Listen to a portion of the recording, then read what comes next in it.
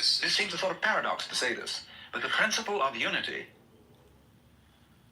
of coming to a sense of oneness with the whole of the rest of the universe, is not to try to obtain power over the rest of the universe. That will only disturb it and antagonize it and make it seem less one with you than ever. The way to become one with the universe is to trust it as another, as you would another, and say, let's see what you're going to do. Now, in doing that, you see, in saying that to everything else that you have been taught to think is not you, you are also saying it to yourself. Because finally, as I pointed out, you do not know where your decisions come from. They pop up like hiccups. And when you make a decision, people have a great deal of anxiety about making decisions. There's this guy who, farmer, who ordered a help man to come in, and found he was an extraordinarily efficient worker. Because the first day, he put him on sawing logs. And he sawed more logs than anybody had ever sawed. It was fantastic. But it was all done in one day. So the next day, he put him on to mending fences. And there were all kinds of broken fences around the farm, and in one day, he had the whole thing done. So I thought, what am I going to do with this guy? So he took him down into a basement and said, look, here are all the potatoes that have come in from this harvest. And I want you to sort them into 3 groups. Those that we sell, those that we use for seeding, and those that we throw away. So he left him at that. At the end of the day, the laborer came back and said, well, that's enough, mister. I quit. Oh, he said, you can't quit. I've never had such an excellent work. I'll raise your salary. I'll do anything to keep you around here. Ah, I said, no. It's all right, mending fences and chopping wood, but this potato business is decision after decision after decision after decision.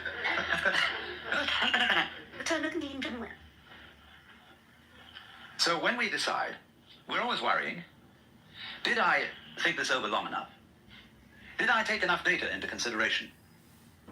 And if you think it through, you find you never could take enough data into consideration. The data for a decision in any given situation is infinite. So what you do is, you go through the motions of thinking out what you will do about this. And then when the time comes to act, you make a snap judgment. I mean, I'm speaking a little extremely, making some fun of it, and so on, because after all, we do occasionally get the vague outlines of things and make a right decision on rational grounds. But we fortunately forget the variables that could have interfered with this coming out right. It's amazing how often it works. But warriors are people who think of all the variables beyond their control and what might happen. When there's a strong connection between a therapist and a client, and it works out all right. I think very little of it has much to do with your conscious intent and control. But somehow or other, you are able to decide and control things more harmoniously if you delegate authority. Why, very great businessmen are those who can delegate authority. Trust others to work for them. Because those are people developing businesses on the same basic structure that is fundamental to a living organism. Delegation of authority. It loves and nourishes all things, but does not lord it over them. And you see, and then what is happening is this. The more you let go of it and trust it, as if it were quite other than you.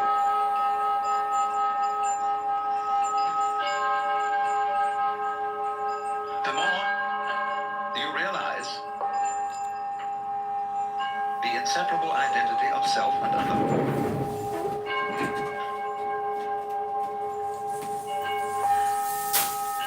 To go back, if you try to find the identity of self and other by subjecting other to self, no go. If, on the other hand, you find it through giving self, that is control, over to other, and trusting that, you may make a mistake. You may make a bad gamble. But in the long run, you're principle which has the backing of evolution. This is the way biological evolution goes on. Constant delegation of authority. That's why, obviously, the democracy is superior to the monarchy. Mr. Tocqueville has said that democracy is always right, but for the wrong reasons. Because there is operating in a democracy the principle that Buckminster Fuller calls synergy. And synergy is the intelligence of a highly complex system, the nature of which is always unknown to the individual members. Because that goes back again to this point, that we're always entering a new environment. We don't ever know fully what the new environment is, because the only environments we know are the past ones. There's always then operating in the development of cellular life on any level a new way of organization, higher than any existing form, and we're not aware of it until after it's happened. If you ever saw, for example, the film Kon-Tiki, this man figured out a few things as to how to make a balsa wood raft to sail from South America to the Pacific Island. But once he had set this in motion, he discovered that all sorts of unexpected factors cooperated with him. That when the wood got wet, it expanded so that the ties bit into it and held it completely secure. He'd never expected that.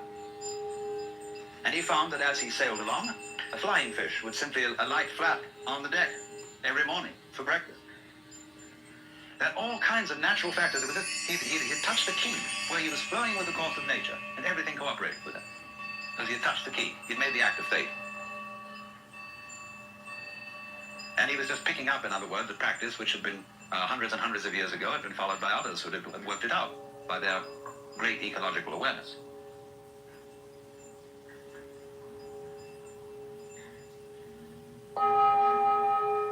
So we do come out of this way of thinking to something which has, I would say, the most enormously creative and revolutionary social consequences.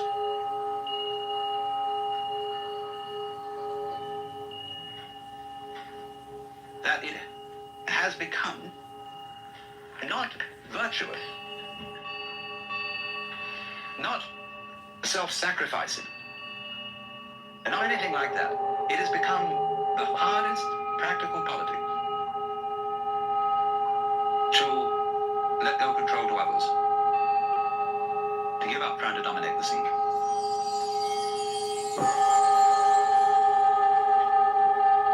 Also, in a parallel way, it has become at this time in our history very much hard practical politics.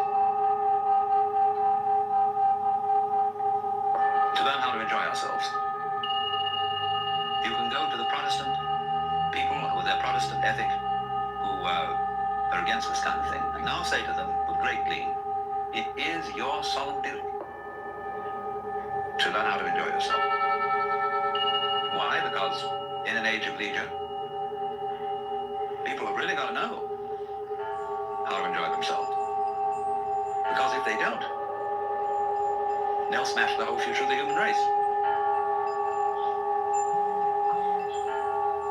So utopia has become not so much sort of a dream, but an urgent necessity.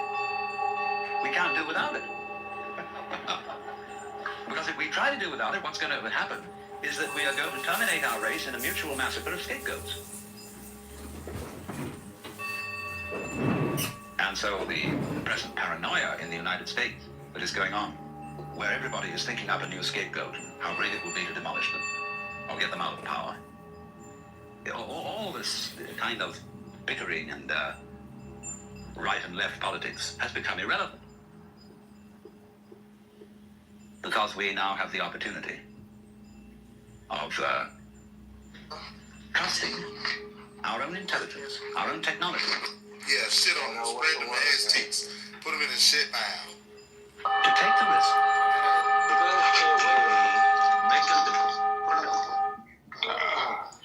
Another low IQ, dumb room, stupid people talk about nothing, wasting time. Shame on you, stupid, dumb IQ, low IQ, dumb people wasting time talking about nothing every day of the week. Every day of the week, every hour of the week, wasting your your fucking lives talking about nothing, being stupid, never reading a book, dumb, low IQ motherfuckers talking about nothing, wasting time. Doing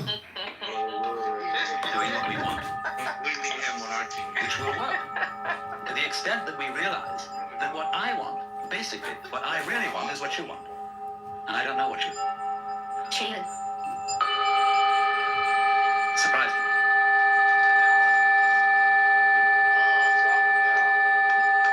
But that's the kinship between I and thou. So when I ask, I go right down to the question. Should we start with, what do I want? The answer is, I don't know. When Bodhidharma was asked, who are you? Which is another form of the same question. He said, I don't know. Planting flowers to which the butterflies come. Bodhidharma says, I know not. I don't know what I want. But when you don't know what you want, you reach the state of desirelessness.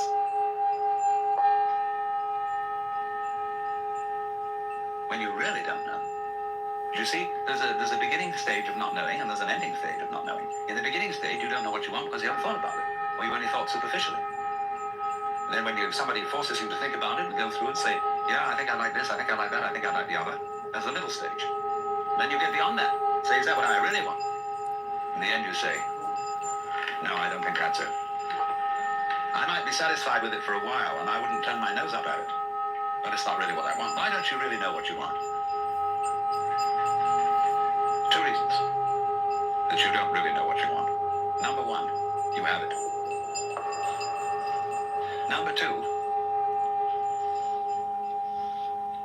you don't know yourself, because you never can.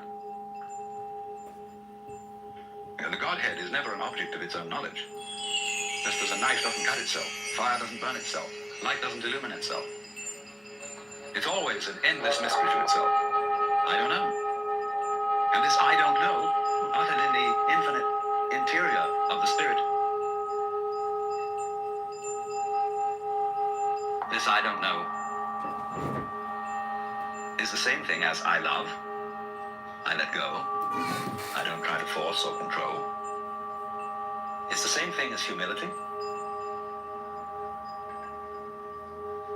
And so the Upanishads say, if you think that you understand Brahman, you do not understand, and you have yet to be instructed further. If you know that you do not understand, then you truly understand. For the Brahman is unknown to those who know it, and known to those who know it not.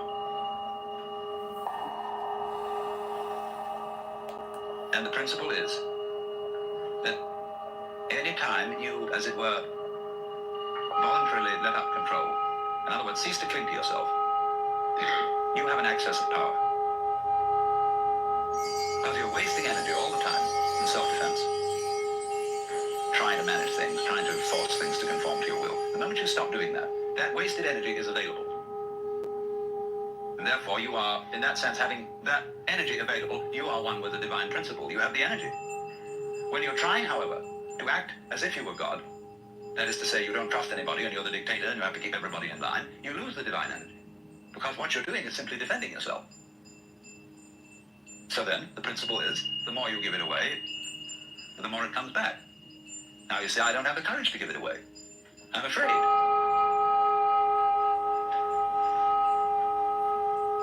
And you can only overcome that by realizing, you better give it away because there's no way holding on to it. The meaning of the fact, you see, that everything is dissolving constantly, that we're all falling apart. We're all in a process of constant death. And that the world we hope men set their hearts upon turns to ashes, or it prospers and like snow upon the desert's dusty face, lighting a little hour to its dawn, and all that Omar Khayyam jazz. You know, the cloud-capped towers, the gorgeous palaces, the great globe itself, I, all which it inherits shall dissolve, and like this insubstantial pageant fading gleam on a rack. All falling apart. Everything. That's the great assistance to you. See, that fact that everything is in decay is your helper. That is allowing you that you don't have to let go because there's nothing to hold on to.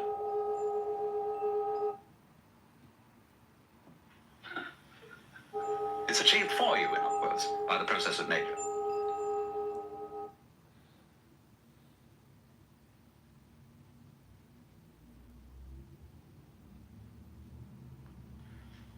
So once you see that you just don't have a prayer, it's all washed up, and that you will vanish and leave not a rag behind.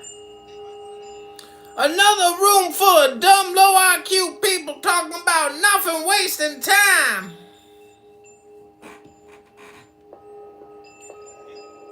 Alright, they're 30 dynastic period, so okay, 15 would be cool. He can believe that, but Greeks were so-called black people. They were not European people.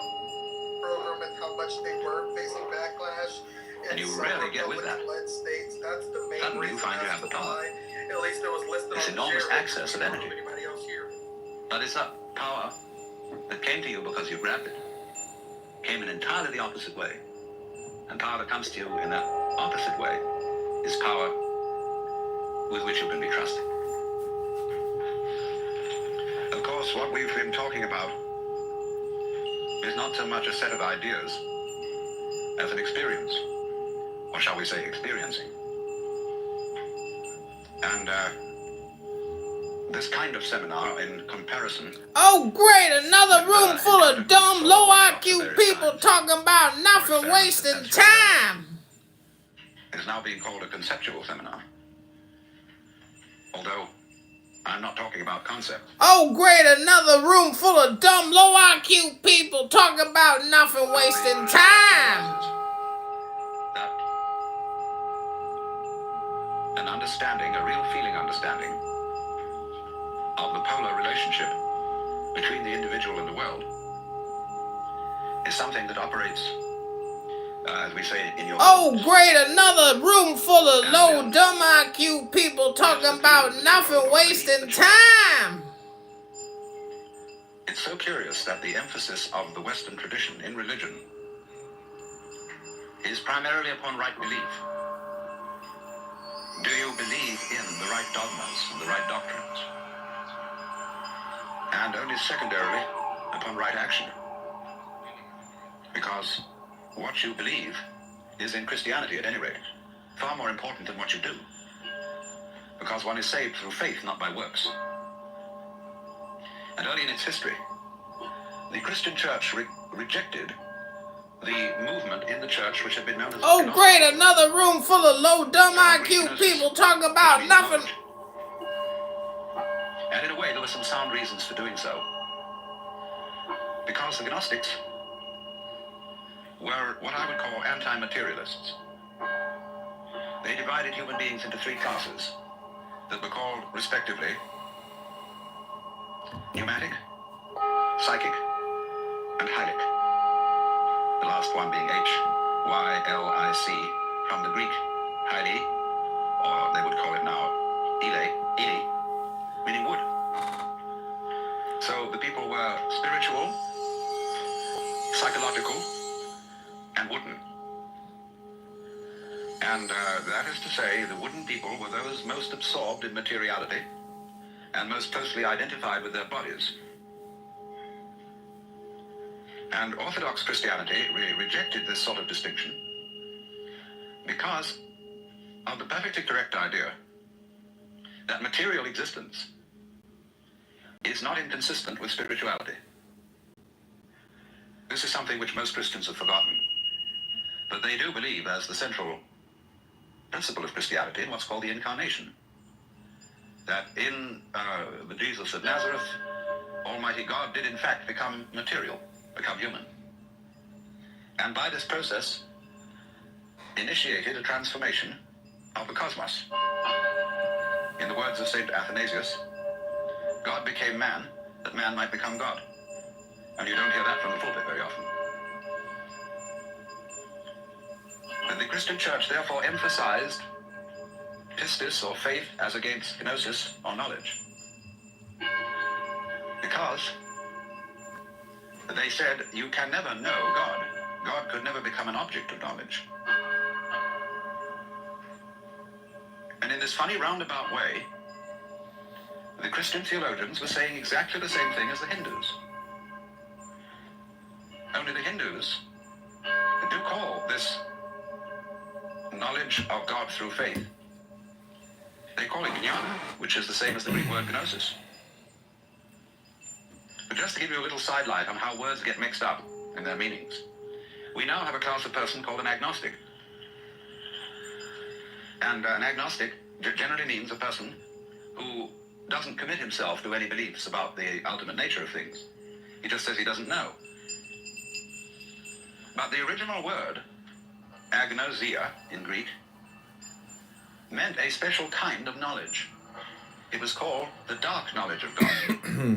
The knowledge of God in the cloud of unknowing, to use the title of a mystical treatise written by an anonymous 14th century English monk. This monk derived his ideas from a very mysterious figure who wrote under the name of Dionysius the Areopagite. Dionysius was a 5th or 6th century Syrian monk who had learned his mysticism from Porphyry, who got it from Plotinus, who was a Neoplatonist, and who probably got a great deal of stimulation from the intellectual world of Alexandria. And Alexandria, in the early years of the Christian era, was a tremendous exchange place between East and West. Buddhist monks visited Alexandria. It was one of the great centers of trade between Rome and India. And as you may know, all Rome's gold eventually went to India. Great, another room full of dumb, low IQ people talking about nothing, wasting time. They bought too much luxury from India. India, in exchange, got Roman architecture. And you'll see a lot of Roman architecture in Indian temples. Another room about low, dumb IQ people talking about nothing, wasting time. And some of the greatest theologians, Clement, Origen, Athanasius, St. Cyril, all worked out of Alexandria. But now going back to this strange monk, Dionysius,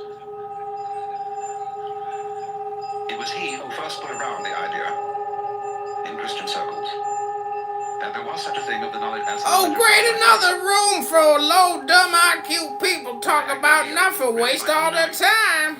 And he, in a book Another room for dumb, low IQ people talking about nothing, wasting all their time. Again and again and again, dumb, low IQ people talking about nothing, wasting time. Because it's a series of negations. It says what God is not. Another room about nothing, talking about nothing, wasting time with dumb, low IQ people. It says our idea Dumb, low IQ people talking about nothing, wasting time. So does our idea of spirit, our idea of mind, of justice, of love. All these things are not really God. And he says in another place, if anybody, having seen God, understood what he had seen, what he would have seen. Just another room about dumb people talking about nothing, wasting all their time. It's perfectly amazing to consider the influence that this man had. For writing under the name of Dionysius the Areopagite, he became identified, you see, with St. Paul's first convert in Athens. And legend has it that he was the first bishop of Athens and was martyred in Gaul. And where he's known as St. Denis. But St. Thomas Aquinas looked upon the writings of Dionysius the Areopagite as having the highest authority. And you could, if all the texts of Dionysius' work had been lost, you could restore most of it from quotations in St. Thomas. He wrote really two very important books. One was the one I said, the Theologia Mystica. Yeah, into terms of words or numbers. In other words, to describe.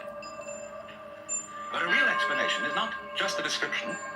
It's a description which enables us to control what we are describing.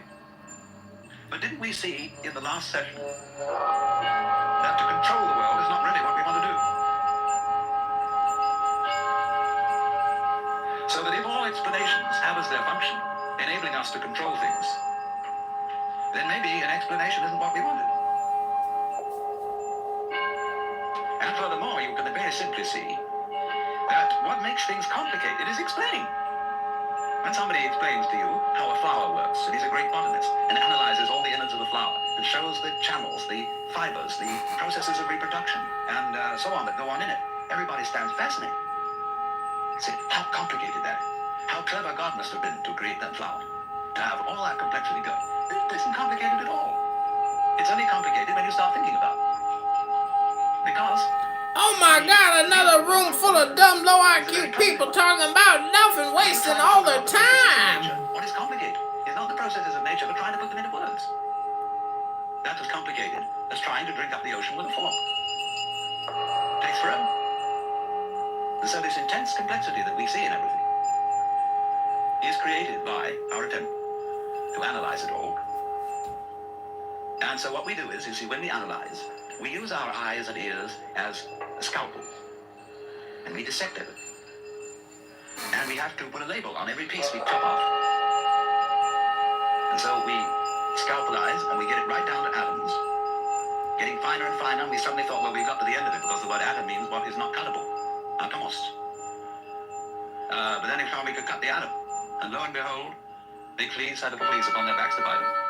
And it goes on forever. There is no end to the minuteness which you can unveil through physical investigation. For the simple reason that the investigation itself is what is chopping things into pieces.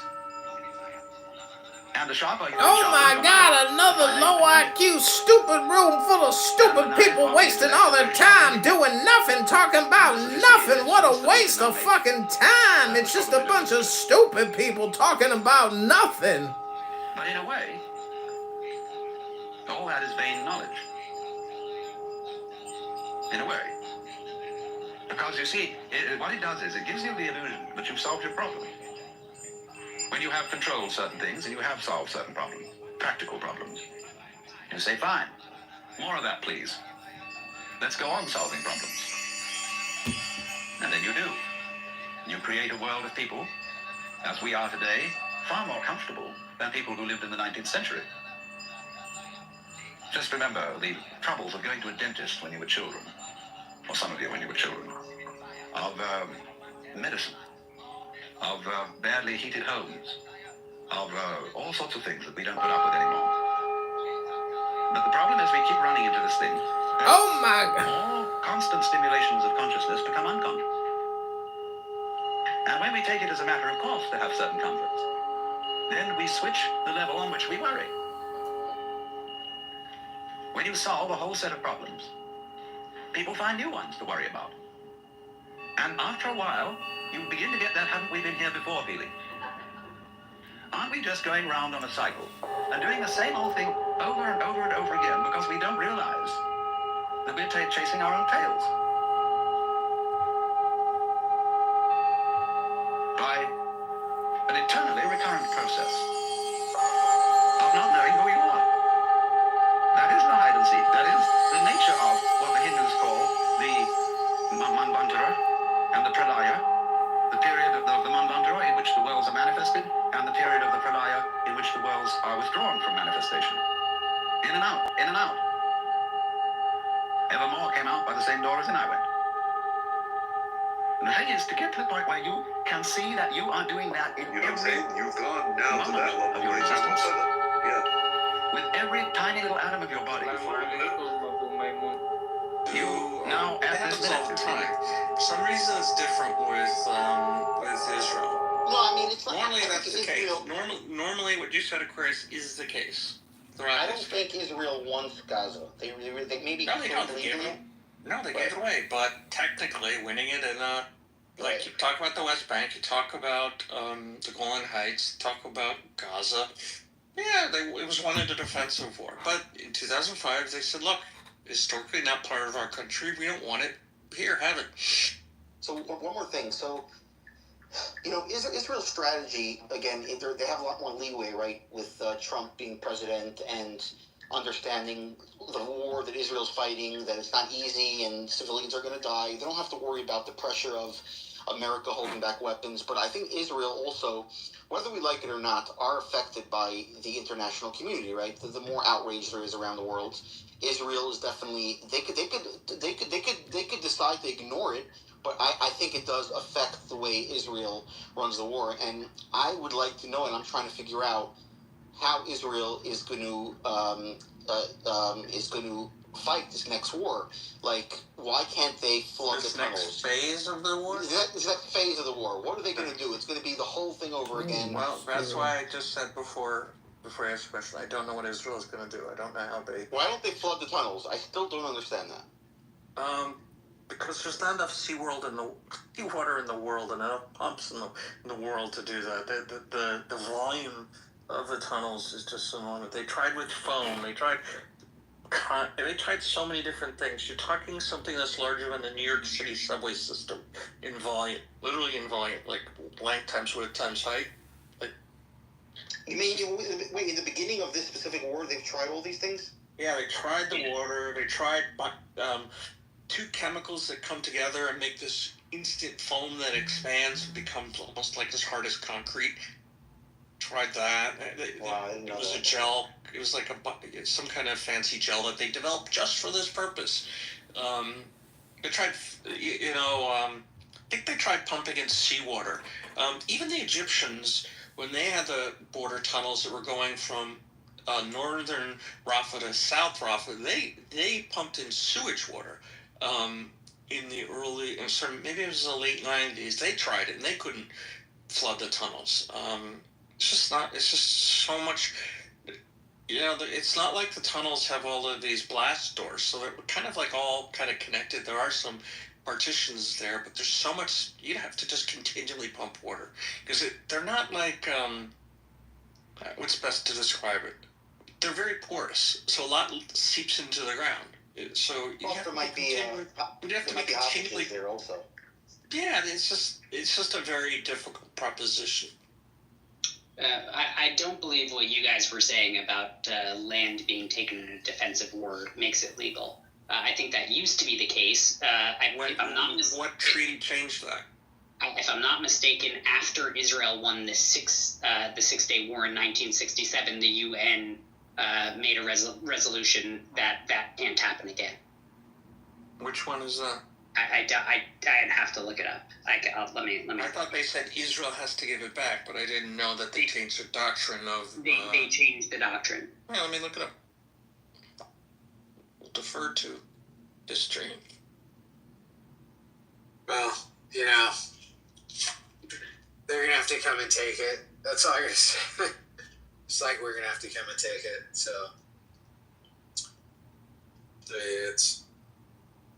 there has to be a consequence for starting a war. And since they don't care about their lives, they seem to care about their land, and whatever they care about is what we should take. Yeah, You're going to have Israel tell everybody to leave a specific area. Then you're going to have Hamas blocking people and not allowing them to leave. Then there's going to be tremendous amount of casualties in the beginning, and then there's going to be all these protests around the world saying there's a genocide, and then again it's going to be the whole cycle again, and I just don't know how you avoid it. I guess there is no way to avoid it, but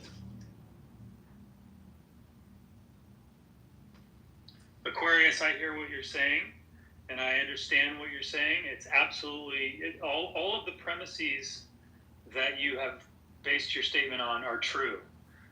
Including the one that Israel does need essentially the support of the international community. But America has been a very weak ally, often a poor ally. And for now, the tide has turned dramatically. With Trump in office right now, there is no doubt in the halls of power around the world that the United States stands with Israel. And I think that's going to change the dynamic of all of the things that you're talking about.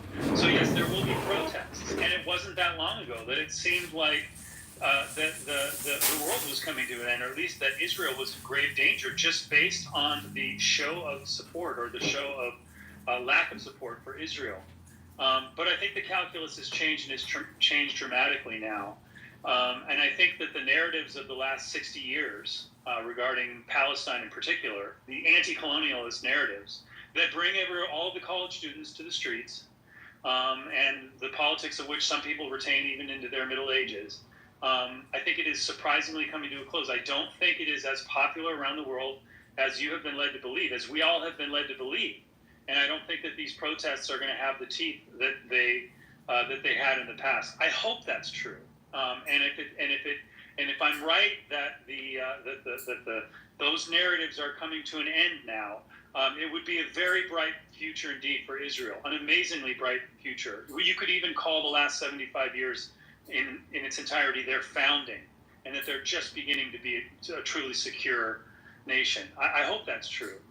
Narratives are very powerful, and these ones are very tired. And the only thing that you can imagine in response to what Donald Trump has proposed for Gaza is that it would be more humane to return Gaza to the state that it was in October 6th of 2023, so that we could have peace. And I think everybody can see now that that's just not that's not a sane thing to do. That's not a good thing to do, and that's not a reasonable thing to do for the international community. So the fight continues not only on the ground in the Middle East, but certainly on the streets of the West. But I really think that the narratives have changed and the momentum is in a totally different direction.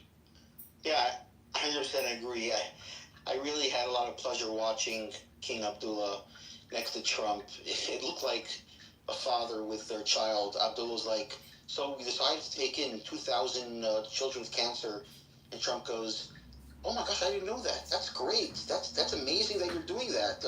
Like, that's a great gesture. And like, it was just amazing. You know, you see the strength of a leader, of Trump, and you see the way the community, even the Arab leaders around him, see that strength and they respect him. And yeah, it'll really make a big difference. Yeah, it looks like territory acquired in the divisive war can be retained, but it depends on international law, political recognition, practical enforcement. Country gains land defensively and can secure diplomatic recognition. That's the key point.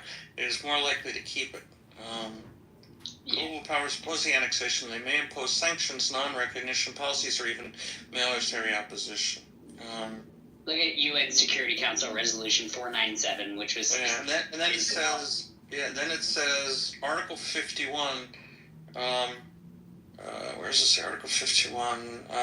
According to the UN Charter, Article 2.4, acquiring territory through blah, blah, blah. Hold on. Some legal scholars argue that self-defense, Article 51, could justify territorial changes if necessary for security. So it refers to Article 51 of the UN Charter. Yeah. Nothing in the present charter shall resolution that said that that's not the case for the Golan Heights in Israel, and that therefore that's why they don't recognize the annexation. I mean, to me, that's the clearest example of necessary land for security purposes, right? I mean, they were shelling it from the north. They were shelling Tiberias. They were shelling kibbutzes. They were shelling everything from the north. I mean, from the highlands of the Golan Heights. And then Syria attacked, and they won it. So, like, it's a necessary component to maintain security. So, Article 51 of the UN Charter says, nothing in the present charter shall impair the inherent right of individual or collective self-defense, i.e. NATO, if an armed attack occurs against a member of the United Nations until the Security Council has taken measures necessary to maintain international peace and security. So, I think Israel can claim it. It's just a question of at what cost do they want to keep it.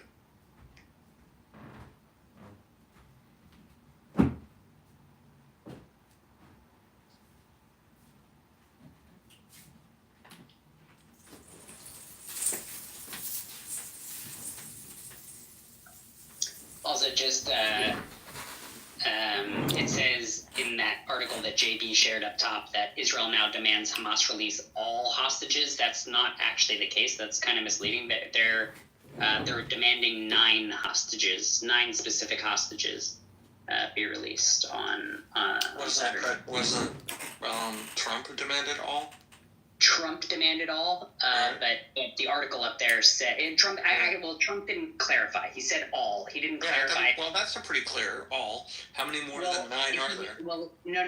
He might have what he might have meant by all, because a lot, like the press was asking this specifically, was, does this mean all the hostages, or does it mean all who were meant to be released on that date, meaning the 3 that were originally agreed upon? All has only one meaning. And it's all. All is all. All is all. There is no all that is half. There is no all that is 85%. There is no all that is 75%. All means all.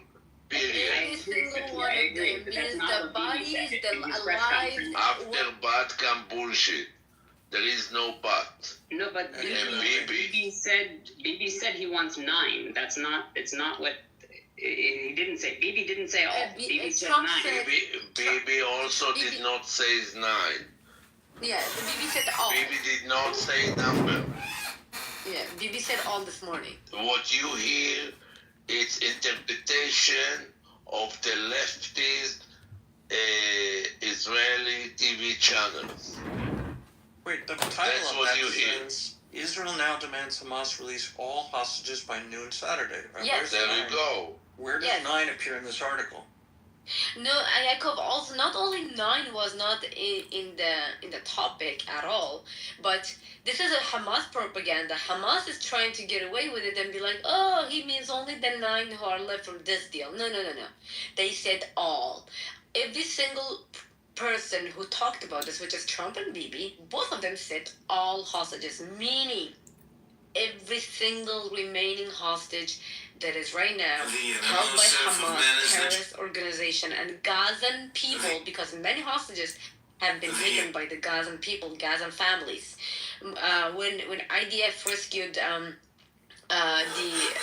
hostages, many of them were in homes, civilian homes, meaning civilians are complicit with this whole thing. So there is no such thing as civilians and Hamas.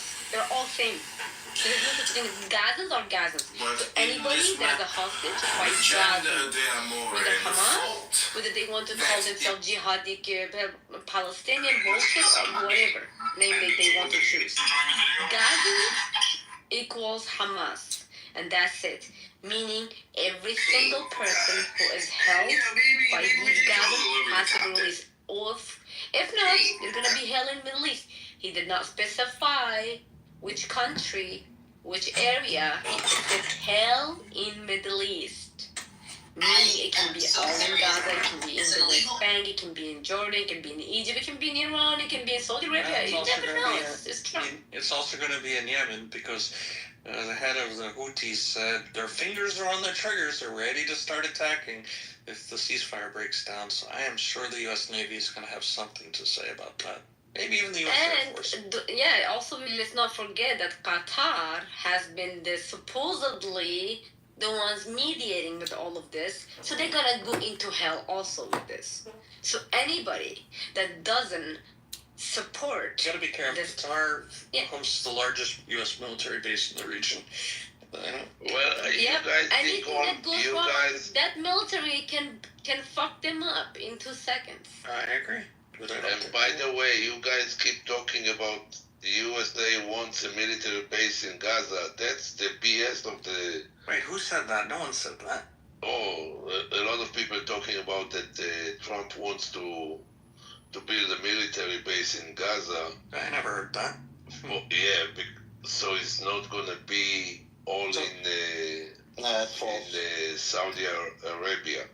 The thing of it is, the only thing that he wants is to build a big port in Gaza, so he's gonna be able to save billions of dollars on the Suez Canal.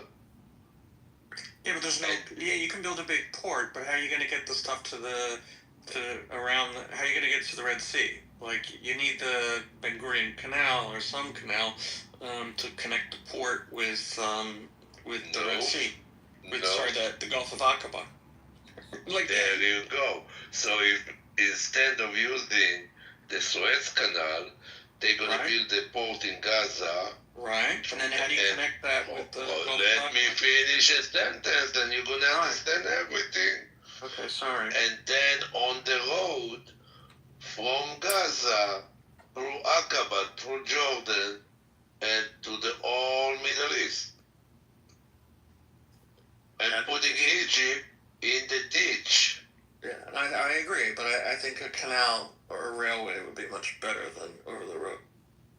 Because there are containers, put them on trains, and then just, intermodal. So it's going to be trains and trucks, and that's going to create a lot of work to Israelis, Jordanian, everybody that's going to line up with Trump going to be able to make a lot of money out of it. May I ask when have you heard Trump say that he wants to make it into a base? I mean, he said it multiple times that he wants to make it into like a beautiful city for the Middle East. Where have you heard him say that he wants to make it into a military base? It's not him. I up in his mouth. I did not hear him say it. No, you heard He other people never say said that. something like that. Exactly. I never heard him. He never talked about that. He don't need a military base over there. He has Israel. Israel is the best place for him to store any weapons that he wants. They already do that. Right. שוקי, ראית את ההודעה ששלחתי? שלחת לי הודעה? כן. רק שנייה.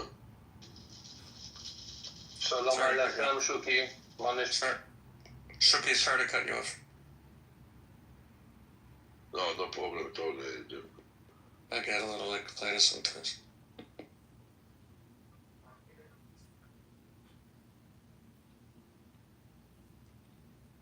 אין שום בעיה, רפה, הכל בסדר. זה הכל מים מתחת לגשם. בסדר. תודה.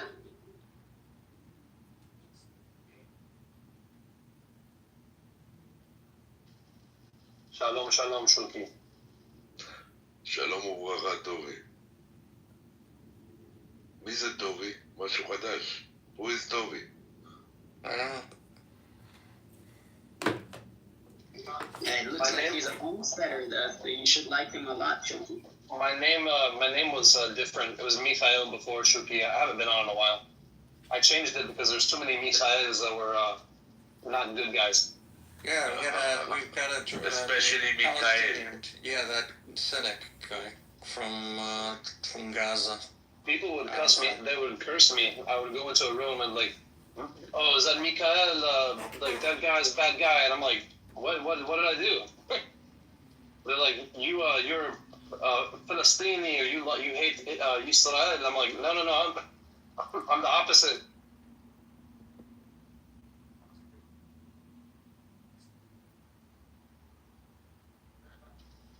Shuki, how are the cows? Oh, shit. We're waiting for them to give birth. I saw a video of miniature Shetland cows. I want one for my house. They're so cute. Oh, you want to see something beautiful? Hold on a minute. Hold on a minute. Isaac. You will love it. You know the miniature horses are really cute. Oh yeah, miniature houses, miniature donkeys are cute. And, as people, we like take these things and selectively breed them to whatever we want. I don't know if it's good or bad, but the end result is pretty cool. Yeah.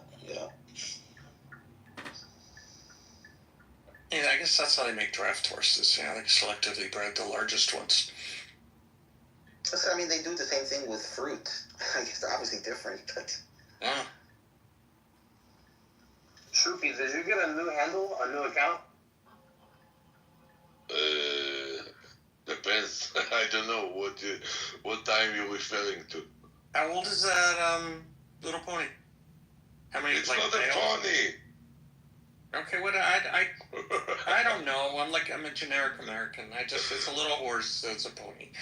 He born on January 14th. So wait, what's a small boy's, what do you call that? What's the word? Ball. Ball, thank you. I don't know. Pony is for girls? I thought pony was all-encompassing. Just a small... Pony is broad. The mare. How you call It's a mare. Baby horse that it's a female? We say foal. You can say a foal, but a mare is typically an foal. A female it's a filly, right? And a boy it's a foal. But in colloquial English, a pony is just a small horse of any gender. Yeah. It's just like it's a low height. No, it's just it's not mature. A pony is like Low it's height. like a little kid. No, low height. Like smaller to the ground. I have 2 ponies in the Really? in So my yard. adults? They are over. Yeah.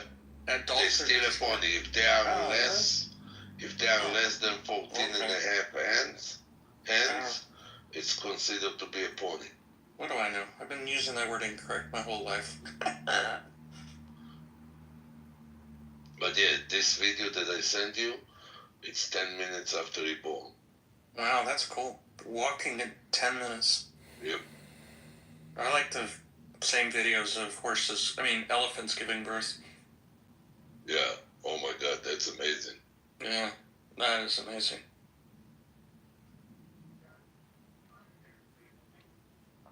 Wow, literally below 14 hands, 2 inches.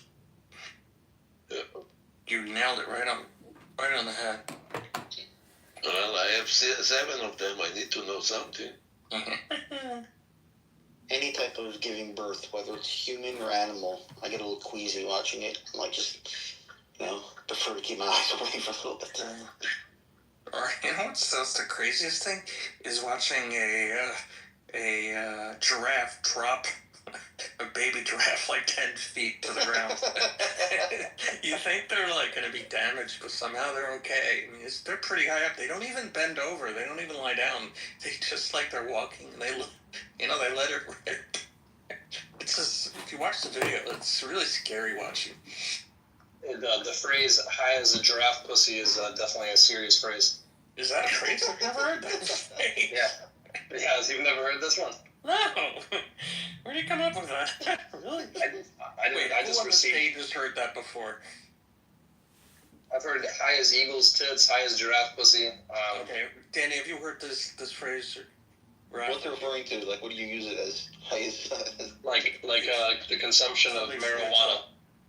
Oh, okay. Oh, I guess any drug could work. Yeah, see, I'm not into the drug culture, so I don't know. I mean, for example, like when I had my wisdom teeth taken out, I was high as giraffe pussy. Sounds better than high as a kite. Yeah, kites are supposed to be high. Arguably higher than giraffe pussy for sure. I always find it funny when people get so amazed at how quickly baby animals are up and walking after they're given birth, but really we are the outliers. Like humans are the only ones that aren't like that. Yeah. I think that's why people are amazed that they're up and... I mean, when you think about it, they have to, or those little things would be killed by their enemies. They'd just be food. So, as people, we can protect our young. We can take them, we can hide them in trees, we can hold on, the mother can hold on to them, raise it off the ground, but animals, if they don't start walking right away, they're dinner. Right? That's why they're not the only ones, but definitely the majority are like that. I mean, the dumb animals, the animals that are not very smart have to, that's the only way they would survive. Yeah. I love watching deer try to walk as little. It's really cute to try to watch that. But watching a giraffe learn to walk is pretty funny. But within 15-20 minutes, they're walking around like a pro. I don't know how we got to animals from Gaza, but it's pretty good. I was thinking about Hamas animals, somehow they go together. Yeah. I'll be honest with you, in the beginning of the war, when Netanyahu called him subhuman, a chill went up my spine. Because that's what the Nazis did to the Jews. They made them subhuman before they started killing them. They said, these people are not human, these people are less than human, they're less than. And we should never, we can say that they're terrorists, we can say that they did evil things, but the moment we make them less than, we're doing bad things. And I think the optics of that were just terrible. You know what's beautiful about Trump plan? What? That now the world cannot blame Israel for that. And say something to Trump. But he did. I mean, the world will not remember. But if you look at his statement very carefully, he said Israel will figure it out. Like he didn't. No, order them Israel to do gonna anything. figure out. No. You're missing the point. Israel gonna figure out how to bomb the shit out of them. But the land, he is the one who's taking the land. Oh no, I got that point. I thought you were talking about bombing the shit out of them if they don't get hostages. To bomb the shit out, of course. He said, America gonna supply the bombs, and Israel gonna figure out how to do that. He don't want. And by the way, today, somebody asked him, what's gonna happen to the Hamas, and he said, well, it's for them to find out. I'm not sure that they want to find out, but it's for them to find out. I mean, it's because Trump doesn't want to have anything to do with Hamas, nothing to do with having boots on the ground. He's like, well, we're not getting involved with any war. That's Israel's choice. Israel. That's what he's emphasizing. He's saying we're only we're gonna only have to do with rebuilding Gaza and owning that land to make sure it doesn't become a hub for terrorists again. Everything else is Israel's business. That's basically what he's saying. Well, it perfectly makes sense. Why American soldiers need to put their boots on the ground. There is no reason for that. To be completely honest, there is no reason also for Israeli troops to put the boots on the ground. Bomb the shit out of first, cut all humanitarian aid. Second, no water, no electricity, no fuel, no gas. Give them 2 weeks like that, all the hostages gonna come out so fast, you don't even understand. And then bomb the shit out of them. I agree. That would be ideal, but again, Israel's going to have to deal with the international community and. Really? After Trump said to do that, you think? Okay, let's. I'm talking about cutting off aid and water and all that. I just don't know. Okay, fine. I'm with you. Hold on a minute. I hope they do it, but bear with me for a second. Let's go back 3 weeks ago before Trump went into office. 2 days before he went to the office, they wanted to. For 2 minutes, can I mount somebody? All right. So before he went into the office, the UN wanted to put a resolution against Israel. And they wanted to do that when Biden was in office, so Biden not going to put a veto on that. But all of a sudden, when Trump came into the office, you don't hear nothing from the UN, you don't hear nothing from Europe. All of a sudden, everybody got muted. They don't have any tongue anymore. They don't talk no more. Don't you see that the last week, nobody talked against Israel? Not even a single word.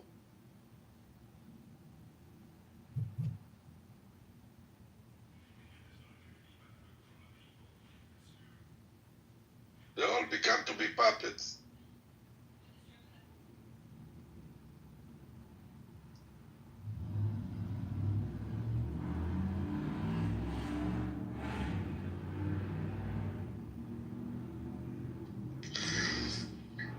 So, Shuki, so you or anybody on the stage believe that Netanyahu is going to cut off water, aid, everything. Do you think he will do that?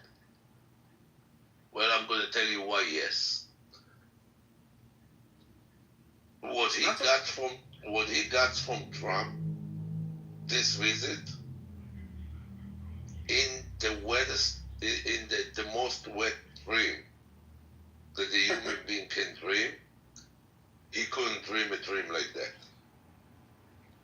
So now, to go against what Trump said that should be done, it's the most stupid things to do. If somebody giving you such a long leash, you should kiss his feet and lick the floor before he's stepping on. I understand, but Trump never said to block aid and water from the. Oh, he said it in the interview. He said it in the interview. Oh, definitely. I must have missed it. Okay. No humanitarian aid, no electricity, no water, and bomb every building that's still standing.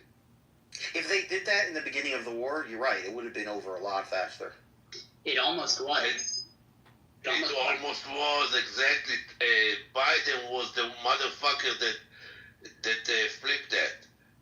It was already a conversation between Hamas leaders to release all the hostages because they were starving already. Wow. And then when Biden started to come out publicly, and there was all that daylight between Israel and the U.S. and they were demanding all the aid goes in. That's when the leadership decided, okay, we got a second breath. There was this I don't remember his name. I can find it if I really look. But there was an intelligence officer who gave an interview recently that said he had inside monitoring. He was watching a conversation between two, because they can hack. They've hacked into a lot of Hamas leaders' rooms, whatever, cell phones. So he was watching a conversation between two senior Hamas leaders, and they were saying that they need to just end the war, give back the hostages. They were never expecting such a harsh reaction.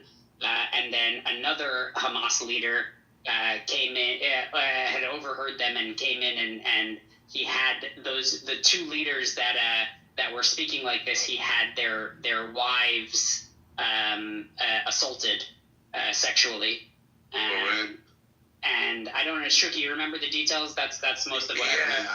I have the whole article, but it's in Hebrew, so it's not going to do any good to the people over here. But yes, the Hamas leader told the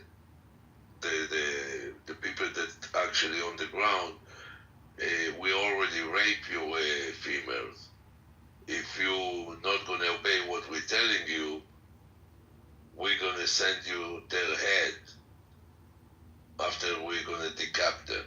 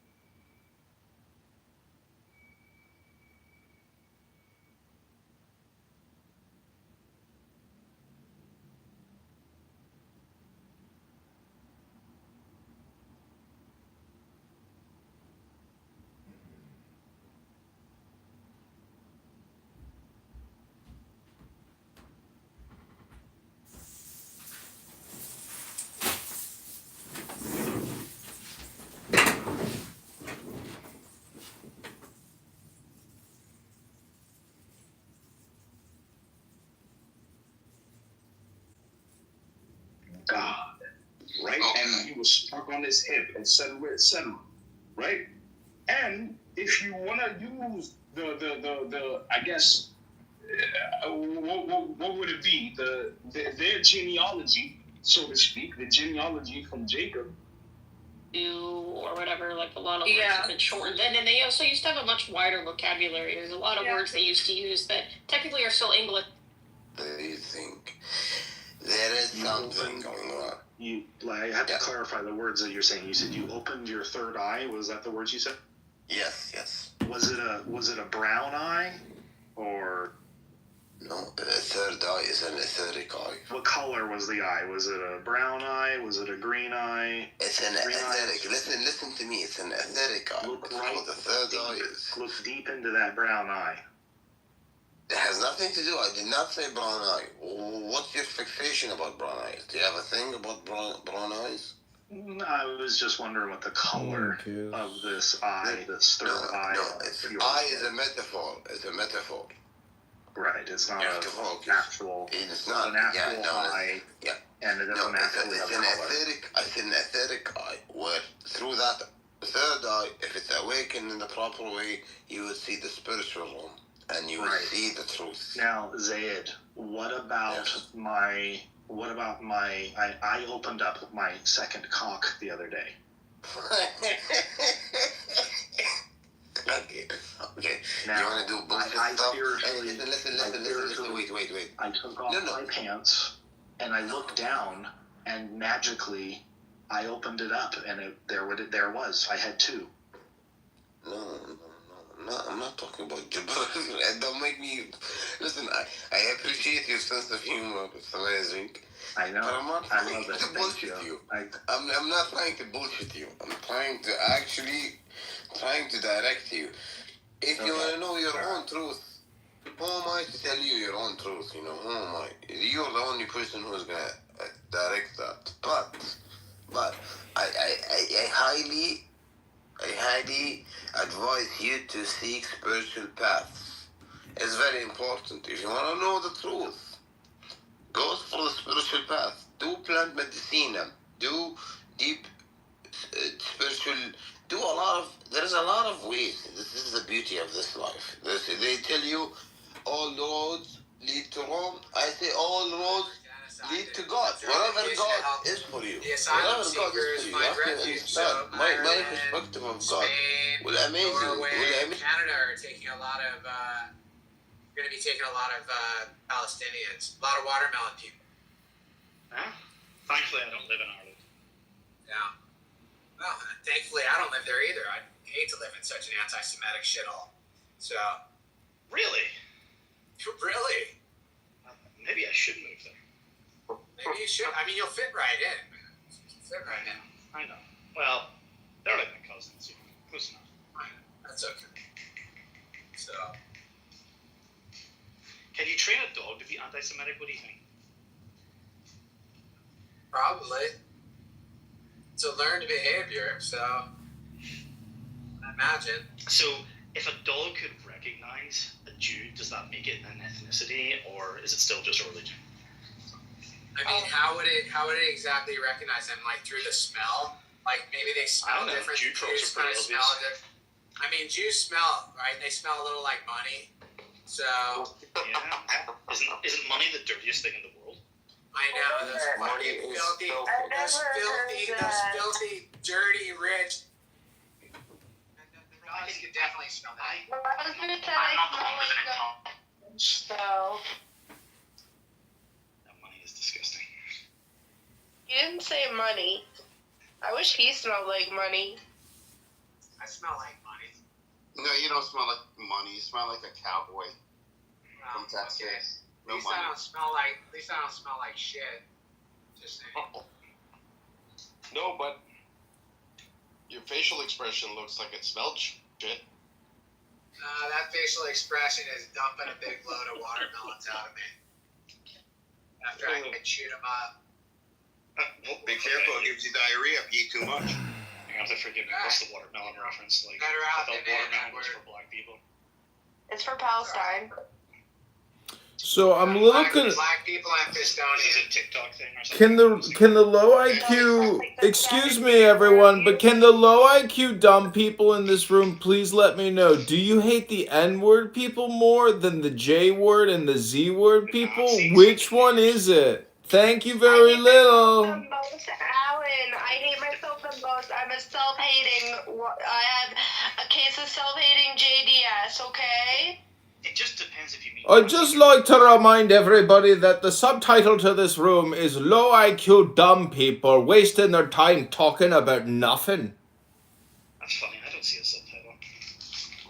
Have I not updated that map yet?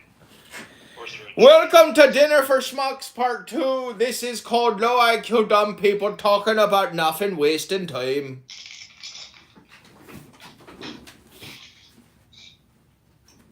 I weighed my African livestock today. Do you know how much she weighs? The watermelon is the colors of the Palestinian flag, and it's used in Amazing. Mr. Allen Watts, I weighed my dog today. Do you want to guess how much she weighs? Go ahead. Come on, Mr. Watts. He's obsessed with my African lion dog.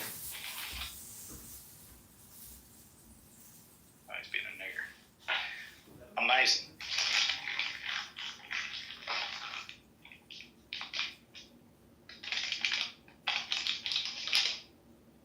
Alan, speak up, nigga. You will not hit this. No, I'm mute anyway. You will not hypnotize this one. Bro, you're starting to sound like that guy shit. Let's start a meditation. He will not hypnotize us. You know, like he will not divide us. Remember, he just went on that insane chant rant, and then they flew a flag, and then 4chan found it in the middle of nowhere, all star pattern, stars, the stars in the sky and flight patterns overhead. They were able to find it. No, that's the sort of stuff that makes the internet warm my heart, actually.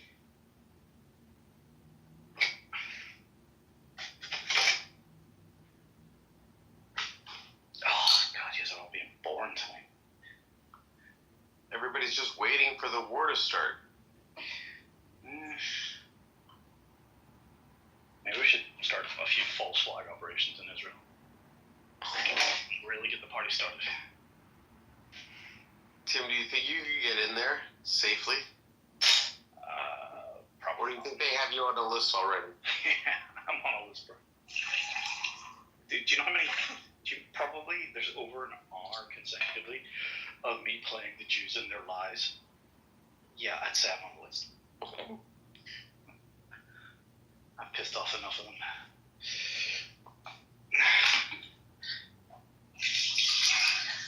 Who did he told about that Dominion? Nobody. Rick, I'm gonna send this to you. What's up, Diego? What are you talking about waiting for the war? You talking about Saturday? With Trump's comments? Saturday. Trump's comments? Those are some tough comments. Yeah. You guys are gonna blow it all up again. What am I looking at? The NFL is fixed? Mm-hmm. Is it that tweet?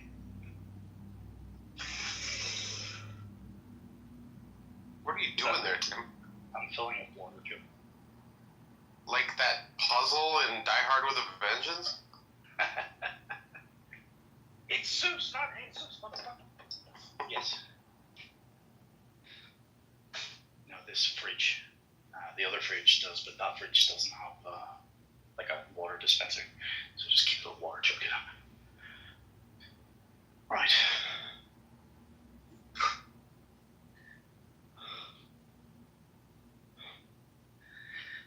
Just so funny. I don't really use my normal Instagram, like my actual quote Instagram. I've been using a burner for years, where I don't follow anyone I know. Right? Like, yeah. I just use it to I don't know, to access shit that you need to be logged in for or whatever, right? Yeah. I basically haven't posted on my real Facebook or Instagram since 2016, since Brexit. It's the truth. But anyway, I followed my old trainer. I'm not going to mention his name. You'll know who I'm talking about. Bro, it's just so funny. Like, I still can't get my head around how the fuck you found that and then sent it to me. I'm like, holy shit, like, just talk about... Like, I haven't seen him in, like, not 10 years, but, like, yeah, at least 5. So it's just like, whoa. You should train with him again. Yeah, he's been in phenomenal shape for a lifetime. You know, like he's in very good condition right now, obviously, but which is really impressive for his age or whatever. But no, there was his like quote claim to fame right early on was there was a big TV show back in the day in the UK called Gladiators, right? I don't know if there was ever an American. Yeah, I version of remember. that. We had it was called American Gladiators. Yeah, so there's like this roster of like these. It's like kind of like WWF wrestlers or whatever WWE.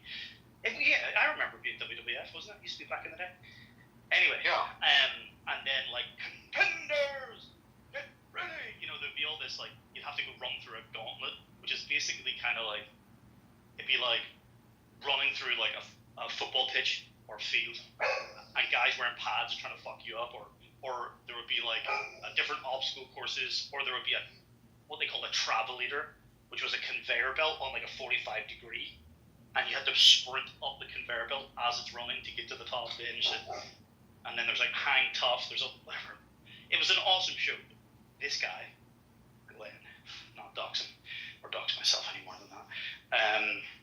He went and like he was on the game show like when I was a kid, and he was from Belfast, and it was like a big deal or whatever. But he was to get on that show, you got to be in good shape, you know. So he's been in great shape for his whole life. But I think the shtick is like I haven't seen that show like in forever or whatever, or that episode. But it's a bit cringe because remember I told you he got a new wife.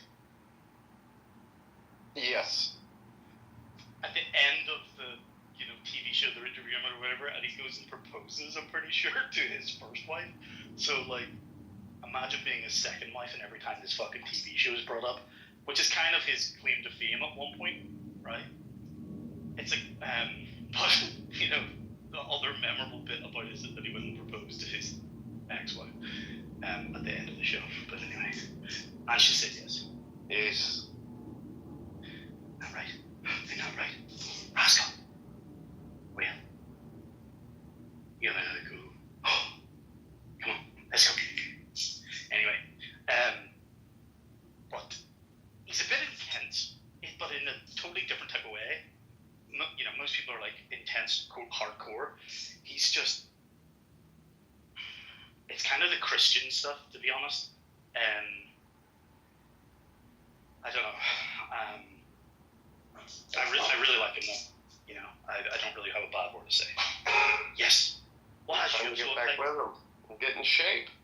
Mm-hmm. What? I'm gonna work out with him. Did I show you a photo of his wife? No, go ahead, please. Yeah, I want to get my computer here. 1 second. John's all yoga. No, he doesn't do weight training. Yeah, he's a fucking faggot, that's why. Rick is all golf. He doesn't work out in the off season. He does like CrossFit type shit. What's that, 45 or what the hell that shit called? Yeah, no, Diego, I actually love the golf off season because then I actually work out. Wow. But I started at the end of golf season walking, which is a beautiful, beautiful workout. Because I even realized that the workout I do now, it's not enough. I still need to walk. But do you not find the training really affects your swing? Like, badly? No. No? Like, I found an old video I was going to share, actually, although I'm never going to suppose I'm going to have to now. Because Lou posted up a video of his swing. And I didn't even comment on it, but then he was pissed that no one commented. Anyway, you can't win. So you're trying to be nice by saying nothing, and then you say nothing and you get in trouble. Anyway, but I noticed, like, looking back on my swing, it was like my follow through. It's like my rotation. It's like I remember being really tight from working out with my trainer. I don't know, like.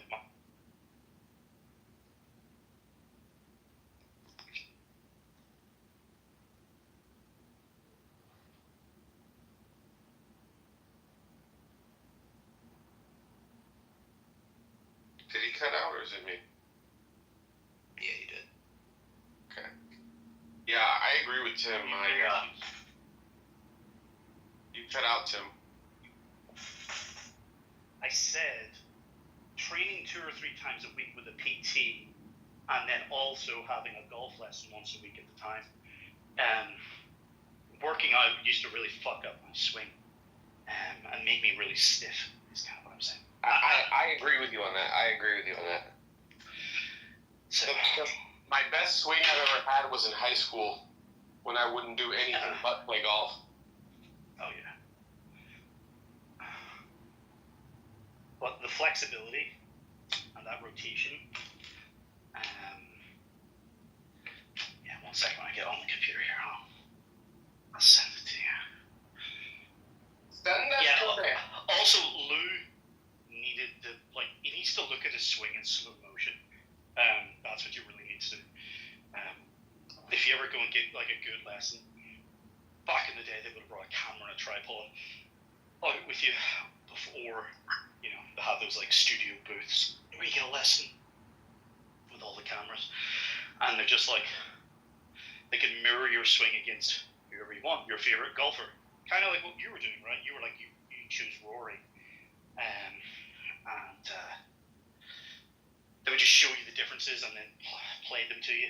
And there's something about watching it in slow-mo. I suppose you get more time to see the actual motion. But he's just like whipping it around. He's not really swinging. I don't know. That's just a language thing. Yeah, I did that. I did in America it's called golf tech. I don't know. That sounds like a brand or something. But it's a brand that does like golf swing analysis in slow mo. Yeah. I don't know. Just the club, when you could train with the pro, they had two off the driving range. They had these two special bays built into the side of the hill. And so you played it onto the driving range as well. But, it had full studio and camera setup, which I found really beneficial in the beginning. Oh, I agree. It's the seeing is believing bit. It's like, do you ever get a lesson like when you were a kid? And the coach would he would just come and grab the club and just be like, it needs to be here. You're like, where? You're like, I can't see what you're doing. He's just like moving it. Like, I don't know. Yeah. It was weird memories because I don't ever think verbally. I don't give people instruction about golf swings. So you just kind of, I don't know, you just absorb it at some point. So trying to explain, to get the words back to Lou what he was doing or what he needed to be doing was kind of funny going down memory lane. Oh yeah.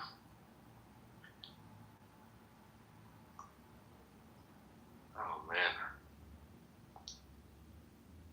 Right, you say, and the other thing he was doing, remember he was saying about, you were asking about, are the balls going off to the right? Yeah. You were asking, right? It looked like they were. Well, here's the problem. Where the fuck were his feet pointing? He said as he was hitting them pretty straight. I'm like, bro, you're aiming way off to the fucking right. This is the problem. Because I used to have a bit of an issue with that, so I would kind of counter. I would position my feet, which is not what you're meant to do. You're meant to improve your actual swing, right? But you kind of sometimes just have to make work what you've got. Then trying to rebuild an entire swing. Right, where the hell did I say it? I'm looking for a video of me practicing, but I can't find it. Where's the...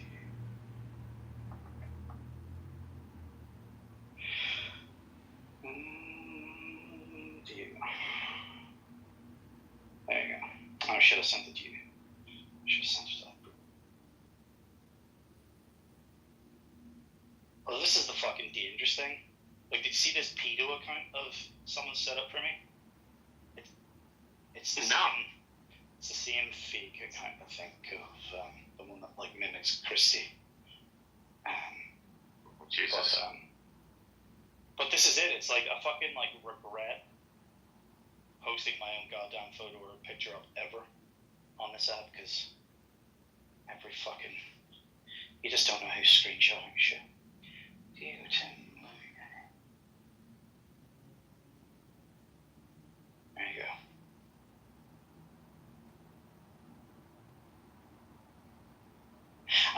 needs to really.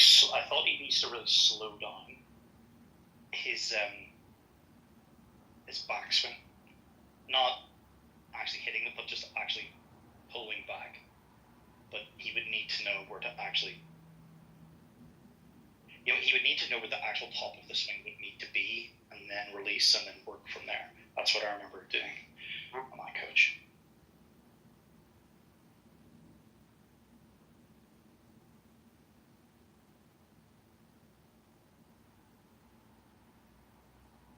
When was the last time you did a lesson, Rick?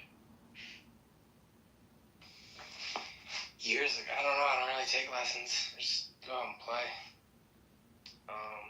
YouTube. That's right. YouTube. Yeah, I suppose. Yeah. Did either of you ever watch back in the day? You used to be able to buy these DVDs, like David Ledbetter or something. His name was David. Yeah, I remember David Ledbetter. I remember those DVDs. I think he trained Tiger for some time. DVD. It'd be so funny if someone just like uploaded that to fucking YouTube now. Yeah, look at this.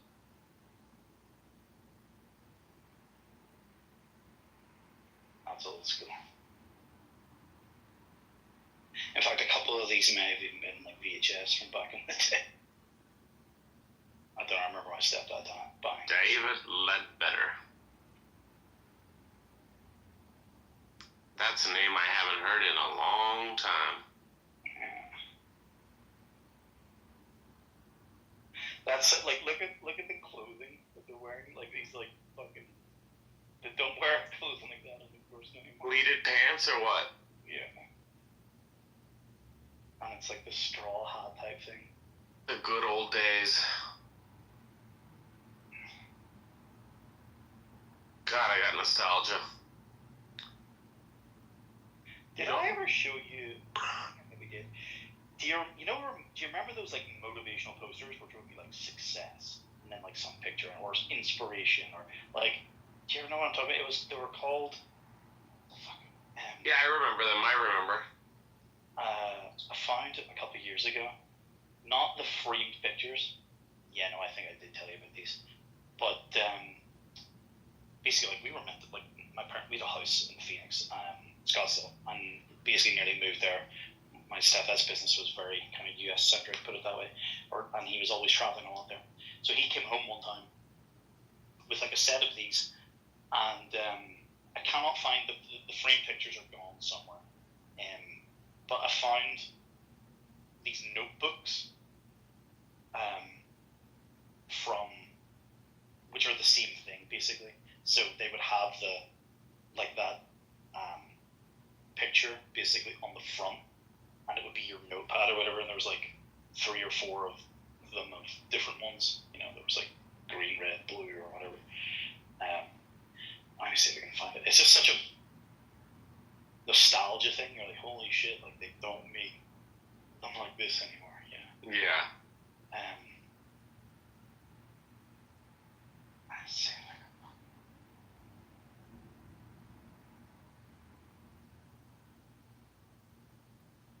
It's stuff like this where I have to remember who was the last person I sent it to, which is the easiest way to find stuff.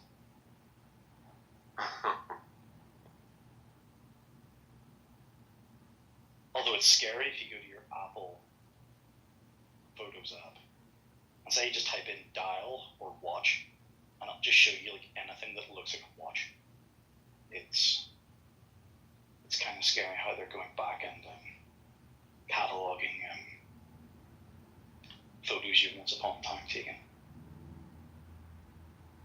Because it's not for our benefit, it's for the fucking government to be like, oh, look at all these keywords he's filling in on.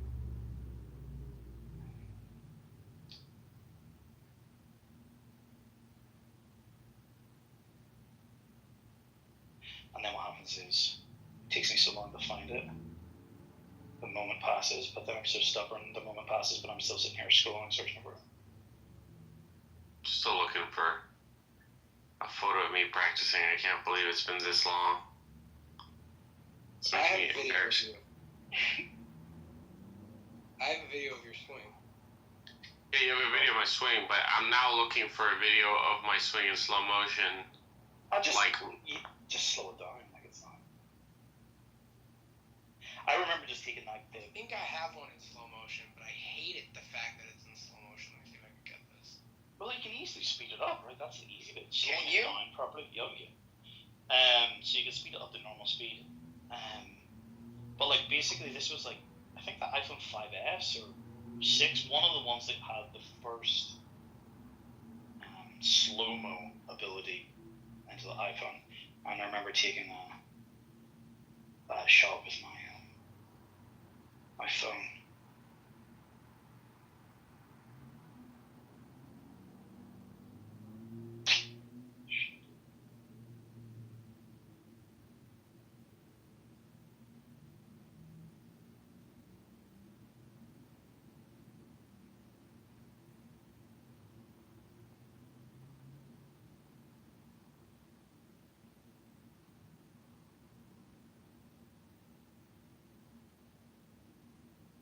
No, you didn't see it yet? I want you to critique my swing. Oh. Let me see.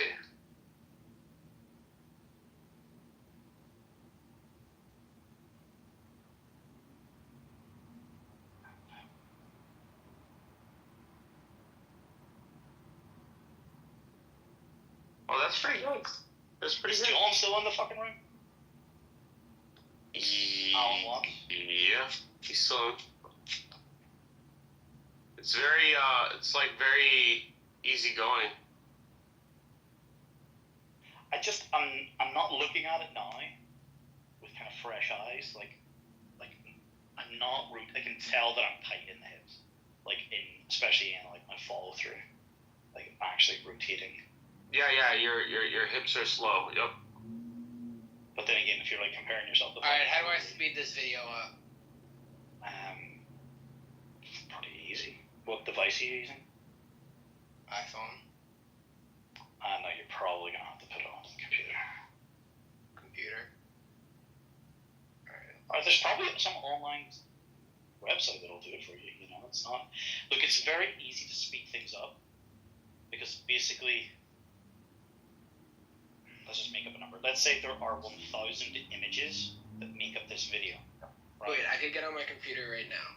What do I do on my computer? I just sent it to you on my Telegram so I can get it on my computer. That's right. If there's say it's gonna be like 24 frames a second or something, right? But if it's like just pretend it's 25 frames a second. If there's a 10-second clip, there's 250 images in that, right? So if you slow something down, there are no additional images. So if you slow it down, it looks really jerky because it just jumps from image to image and it's delayed, right? But to speed something up, you shorten it and you remove a lot of the images. So speeding something up is very easy because you're removing something, but slowing something down and making it look still okay can't easily be done because there are no new images to put, no frames. So speeding up is pretty easy. You'll be able to do that on your own computer. You can do it in QuickTime if you're using Mac. QuickTime? No, I'm not using that. Are you on a Windows machine? Yeah, like a Google. Yeah, just do a Google search and there'll be some online service you upload it and then you'll like be able to choose. See if my friend ChatGPT can do this for me. It'll be able to tell you how to do it. Just tell it what device you're on.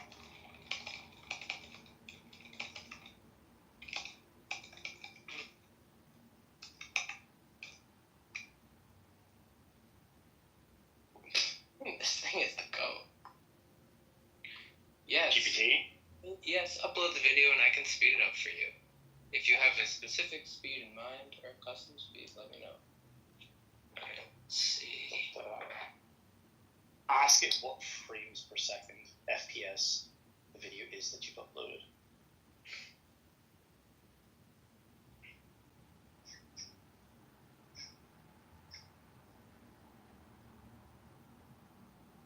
Here, is it on your phone? Yeah, send it to you on Telegram. I know, but here's. You should just be able to like slow it down on your phone in the actual raw file in your Photos app. Here we go. It's stuck at like 4% or something. It's not showing.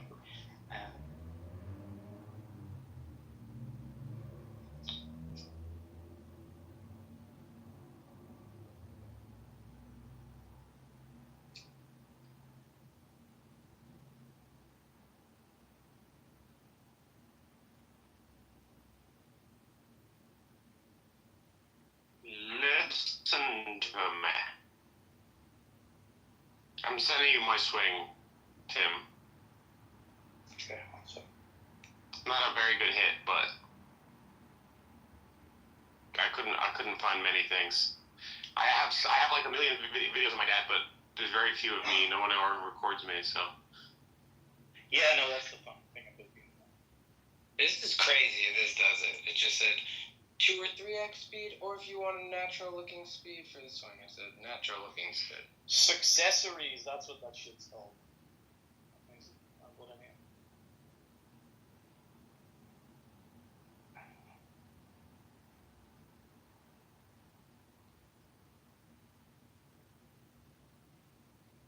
Do you ever remember that? Like, what a vibe that stuff is?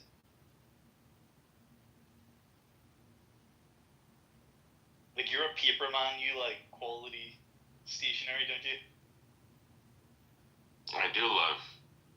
Take a look at that. How wild is that? For a time warp. You sent me something?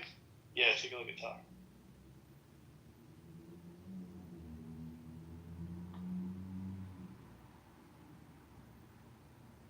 Oh yeah, you sent this to me. Yep. Yeah.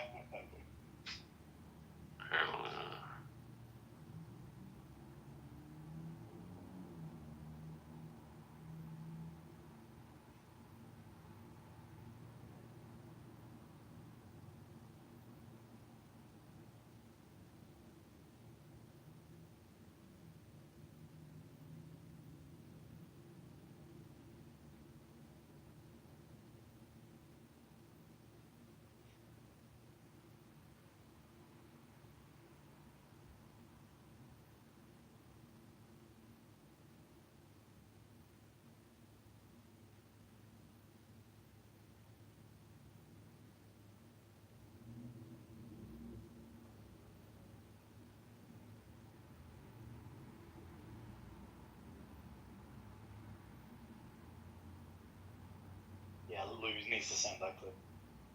Or he needs to see that clip. Mm-hmm. Whoa!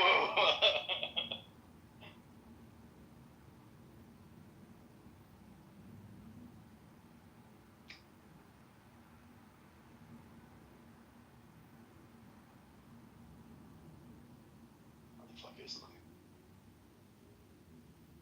Oh shit! I didn't see Cynic was in here. I didn't see him. Why didn't anybody tell me?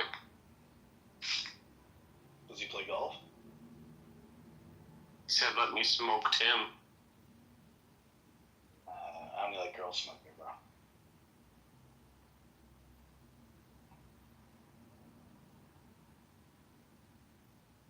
Bro, how big is this file? It's still not done with it? What is going on? Okay, here we go. I just canceled it if we start it.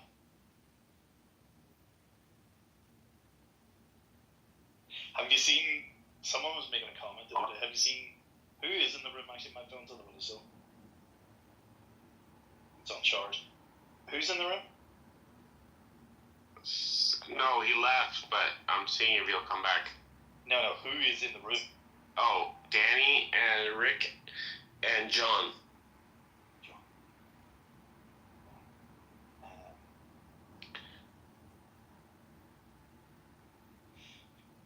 Ask ChatGPT, Rick, the easiest thing for you might to be able to do is, you see when you edit the slow-mo video, there's like 2 additional little bars you can see where it slows it down. So it should be like normal speed and then it enters a slow mo, basically. And you can adjust the bars to basically remove the slow-mo. To remove the slow-mo? Yeah.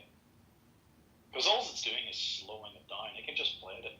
the 120 frames a second or whatever it's recorded at, it can just play it at normal speed. Right. It's intentionally slowing it down because see, like yours is like a minute long, but it's like fucking most of this it's just waiting around. You can adjust the clip so it's just your swing that's in slow motion. Right. Right. But you can only do it really. Maybe you can do it in the Photos app on your desktop, but you can definitely do it in the phone. Right.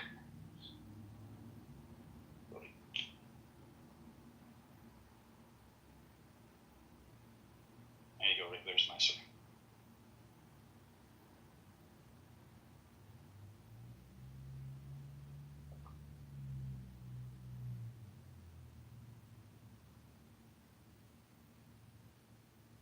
Nice ball strike. It's like the most important part, in my opinion, of the game, ball striking. Like, it's probably, realistically, it's getting off the tee, but I feel like that's the obvious most important. I mean, it's honestly, it's fucked up. It's all important. Chipping's important, putting's important, getting off the tee is important. Like, ball striking really is the most, like, for me, if I'm striking the ball well, I don't really care about anything else. I don't know. I've come to appreciate, even just retrospectively looking back, it because I haven't played since before COVID. It's a sin. I need to fucking pick up my gloves. But it to me, if I really need to go focus on my putting because it would sicken me getting onto the green. I can get on the green at 2 in some par 5s. Like I have that in me.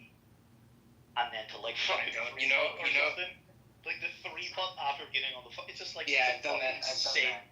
It's like 3-putt it's par. so yeah, but it's you know whose favorite part of his golf game is a 3-wood on a par 5 going for it in 2.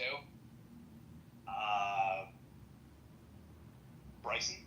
No, Rico's brother.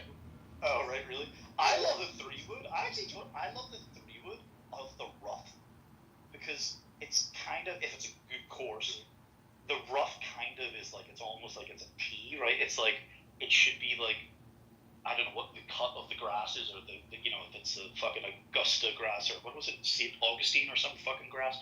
But it's like a totally different cut, and it's like sprung up, right? So like you can really easily get under it, as if it, so I don't know, I love my 3-wood. Yeah, we gotta get Rico's bro on the app or something. He's a pretty good golfer, but can't put it together for 4 rounds. He always makes mistakes. It's mental. I don't know because I don't watch, but like he was outright first place in the lead on after the first round last week. He played flawless, and then he kind of just like wasn't able to even closely maintain where he was at. So, he's a really good golfer, but he's got to figure out how to limit mistakes. Yeah, that's mental. It's a real thing. Like once something starts getting into your head, then it's like it just cascades, right? And it's like one error, and then you're like, "Fuck, that was stupid," and then it's like you're actually making the next error more likely, and you start stacking those on top of them. It's very hard to get back to zero, get back to where you were at the beginning of the round or wherever. And then, although it is amazing, where you can have like a couple of shitty holes and just play flawlessly, and that there's like just a sense of momentum. I get a sense of like it's getting away from me, and then I pull it back, or like there's just a sense of like momentum when I'm playing that, and if I start playing badly, then it's like I completely lose it, and it's gone. It's like I know the round's fucked. It's very hard to recover.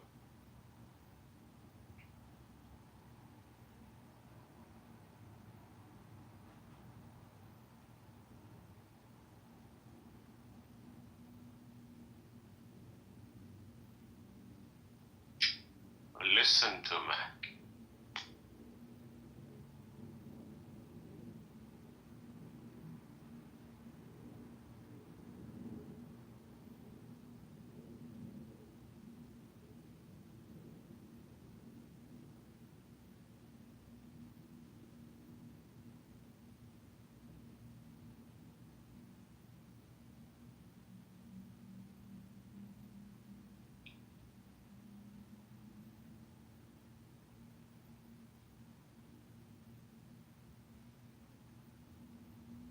Who's in the room now then? The same individuals, Rick, John. Have you seen Rico's just photo of his swing? No. No, look at his Yeah, that's hilarious.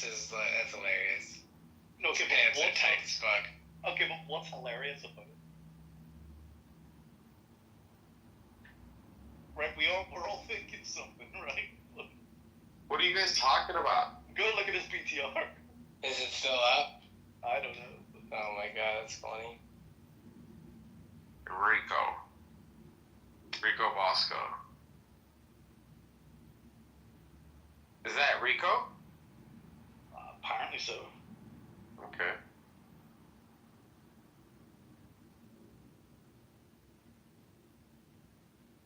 No, am I the only one that's got a thought on it?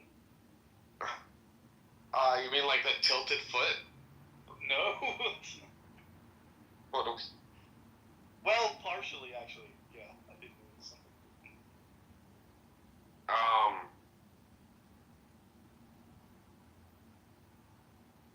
Is it the fact?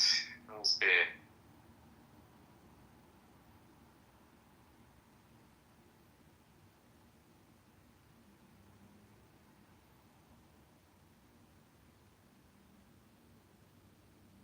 No, it's immediately obvious if you notice, but don't worry about it. It doesn't matter. It never did.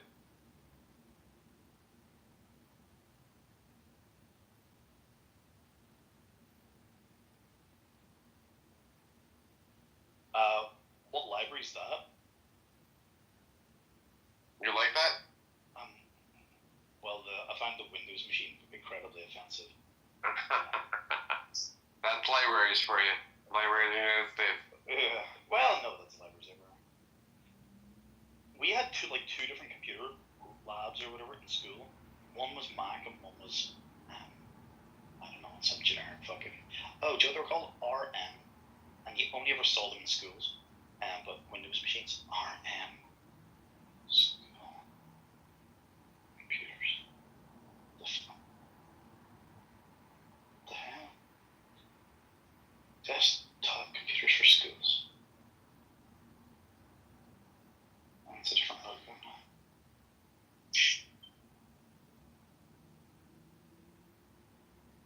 now. RM PLC, it's a British company specialized in service to educational organizations. Oh, it's the same company.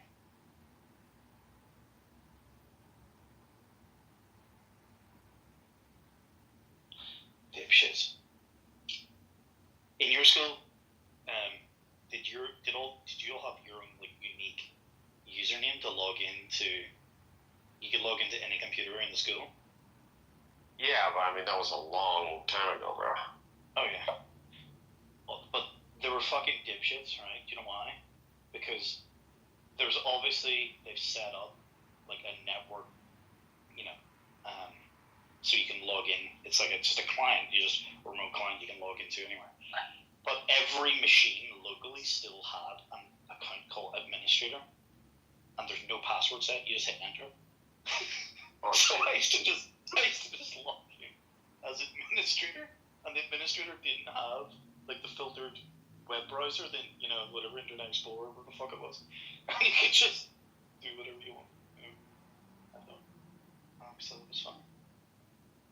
Jesus. I fucking hate Windows machines though. I bought a black MacBook, like an actual MacBook, not a MacBook Pro, a MacBook.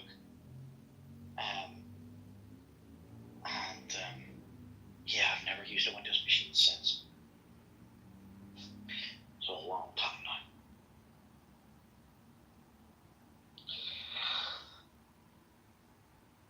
Fucking hate Windows.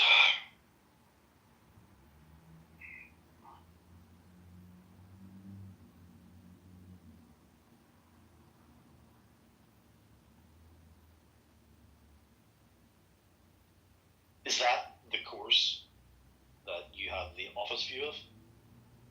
No. Actually, that's a different course.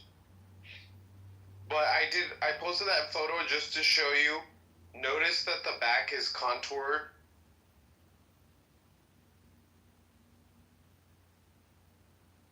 Oh yeah, to the side. Like that's the side. I mean, like, God, like Rory's is ridiculous. It's right? ridiculous, like, yeah. Like, because he has the strength and that flexibility, and that's really like what I mean by, just how tight I am in the waist. No, wait a second, just right. What I was thinking. Truly a thing to watch them play live.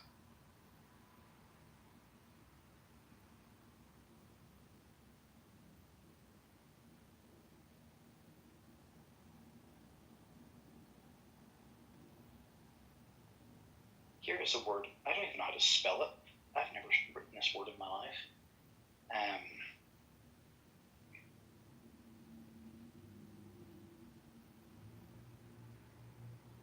Let's see if, yeah, there you go. Amazing. Really amazing.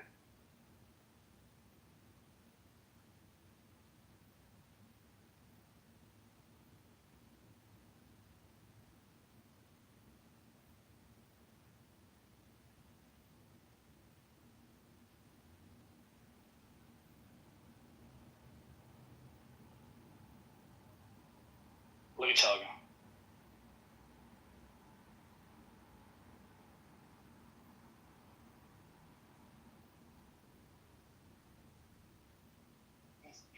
I wouldn't have made any comments if it wasn't for that last line.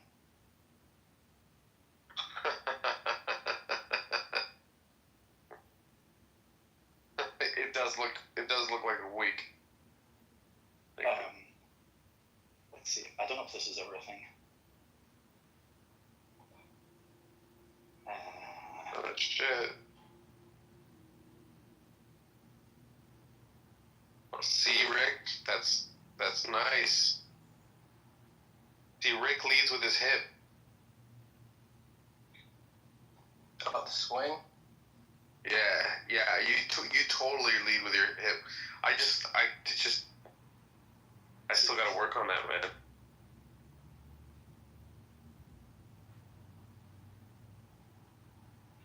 Did you get it to speed up? Yeah, it's a little meh, but it's solid.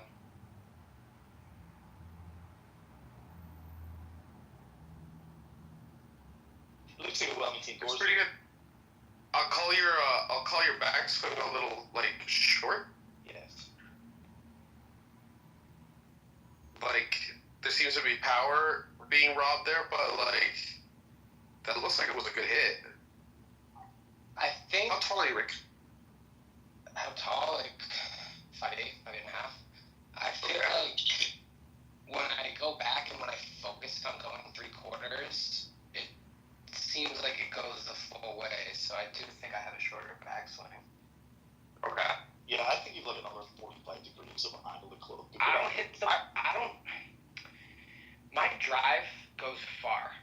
My irons do not go far. And it makes no sense. Like, a good drive, I could play one. I don't know, 260, 270, 280 sometimes. But I hit a 7-iron, 160. It makes no sense.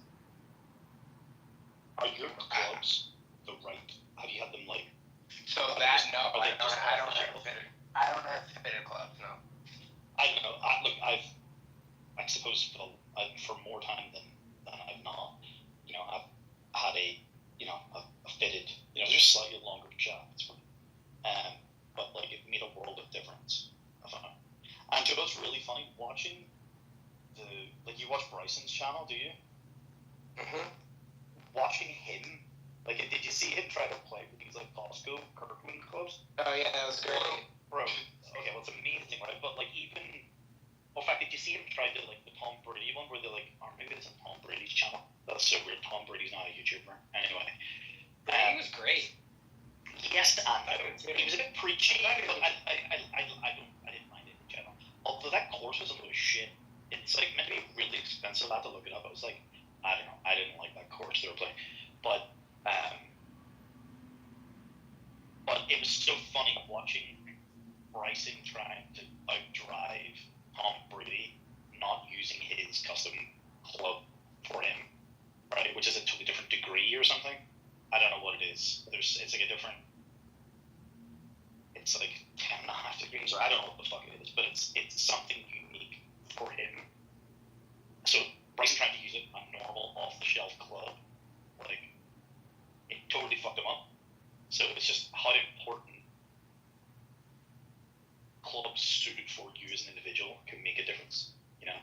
or even like going to the Costco ones, how much like it was affecting a pro.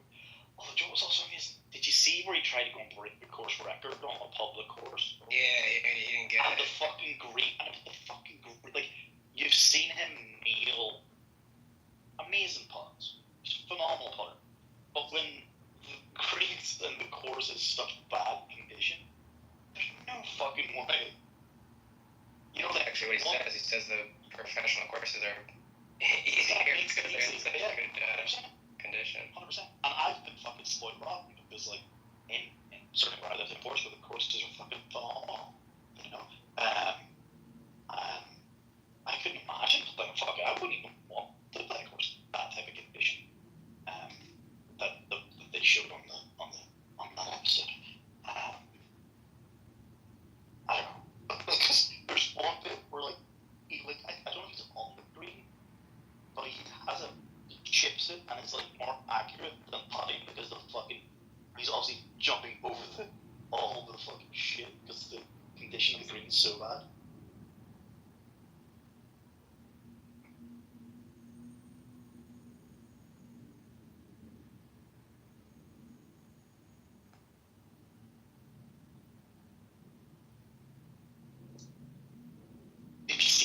Did you see his hole in one? Challenge over his house? Yeah. Yeah. Did you see the video that he got a viewer to do? Yeah, it took him like 5 tries. It's 100,000. Yeah. What? Did you hear about this, Diego?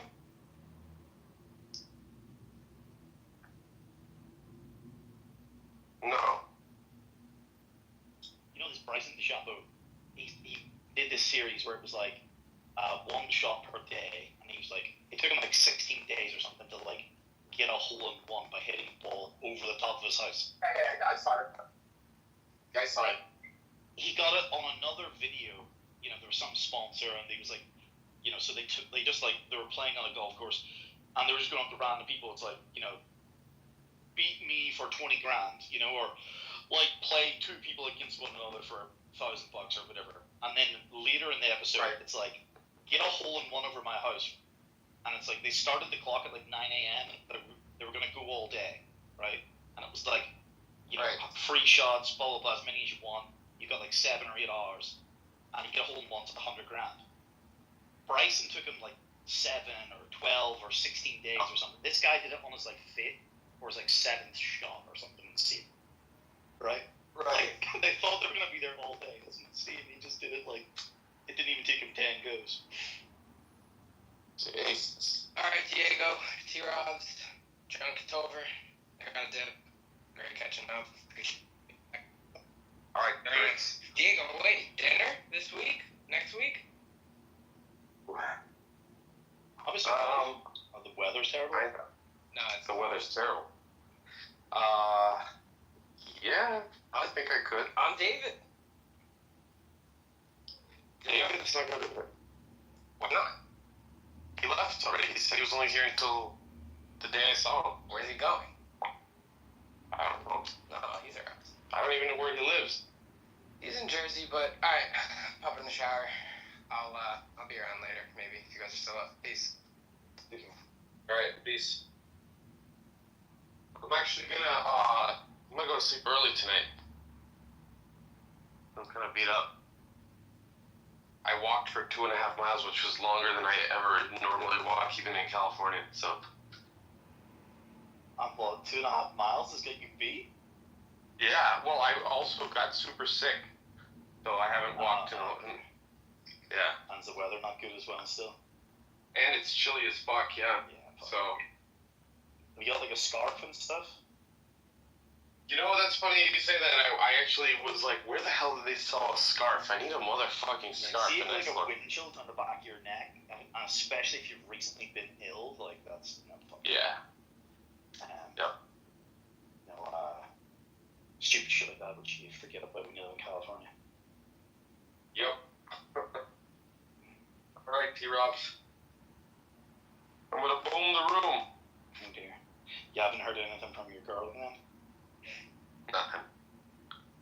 That's crazy. Did it mean last Saturday or this coming Saturday? articles that we're reading. Remember, it says something. I think it meant last Saturday. Wow. Okay, cool. Right, well, I'll speak to you soon then. Boom the room. My phone's on the Wednesday on the charger. Fucking can't be bothered to get up and look good. Just boom the room. Alright, good night. Take care.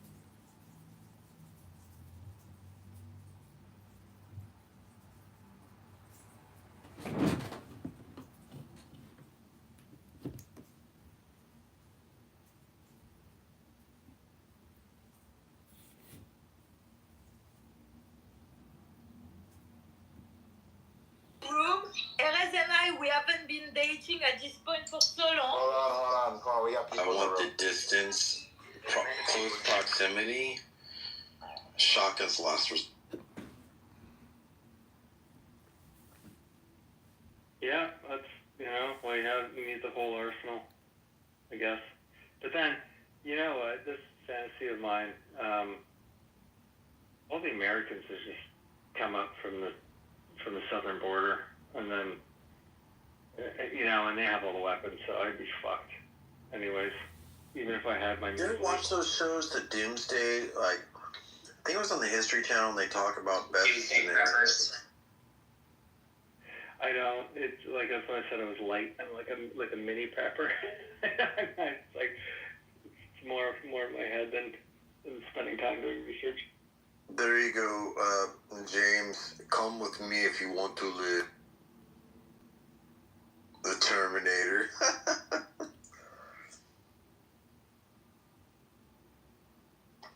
Oh, I don't let fear get to my mind when it comes to that.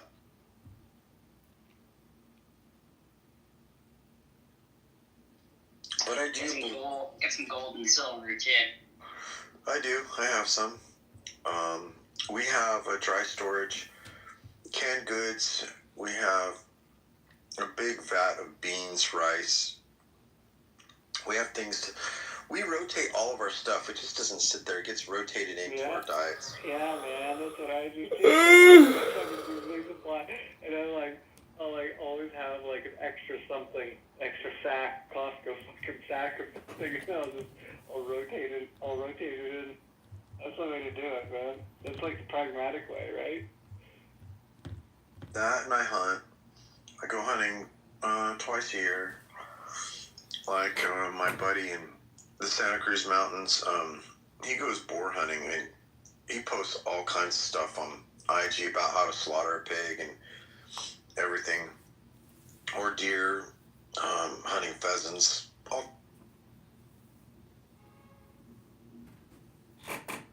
Honestly, you get a good airsoft rifle, you can feed yourself a squirrel and rabbit and small birds. You'll shoot your eye out, kid. I want the Red Rider special. Always remember to always trade your oval tea.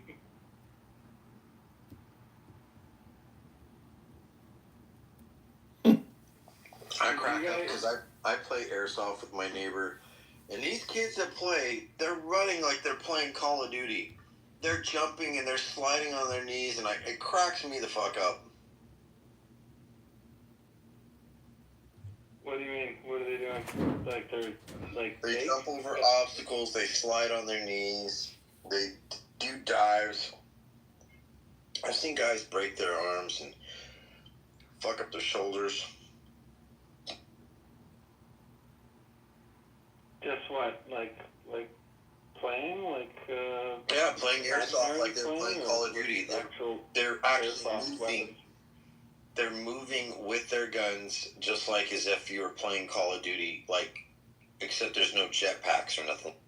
But they're shooting like projectiles at each other? Oh yeah, airsoft. It's like it's a BB gun. Fuck, man. What kind of pellets do you use? You mean BBs? We don't use pellets. That would hurt more. Goggles. No, what's the end? Eye protection. I don't know. My neighbor, he's the one that has the guns. I go with him. I don't have my own equipment. What are the pellets made? What are the projectiles made of? They're hard aluminum BBs. They fucking hurt. Yeah. And they shoot so fast. It's like you have guns that look like M4s, and then it's just they're not full auto, they're semi-auto, so it's just as fast as you can pull that trigger. Get a bump stock on an airsoft, right? Basically, yeah. I don't like paintball. Paintball's more painful. Paintball, you get more bruises and shit. I've been shot in the face with that fucking hurt. Yeah, I haven't played paintball since I was a kid. I remember the first time we played, my friend's like, I bet it doesn't hurt that bad. So I shot him right in the chest. He's like, oh, fuck, that hurts. And then he shot me, and I had welts all over my arm. My mom's like, what the fuck happened to you? I was playing with paintball. That's it. I'm taking your gun away and selling it. All stupid shit kids do.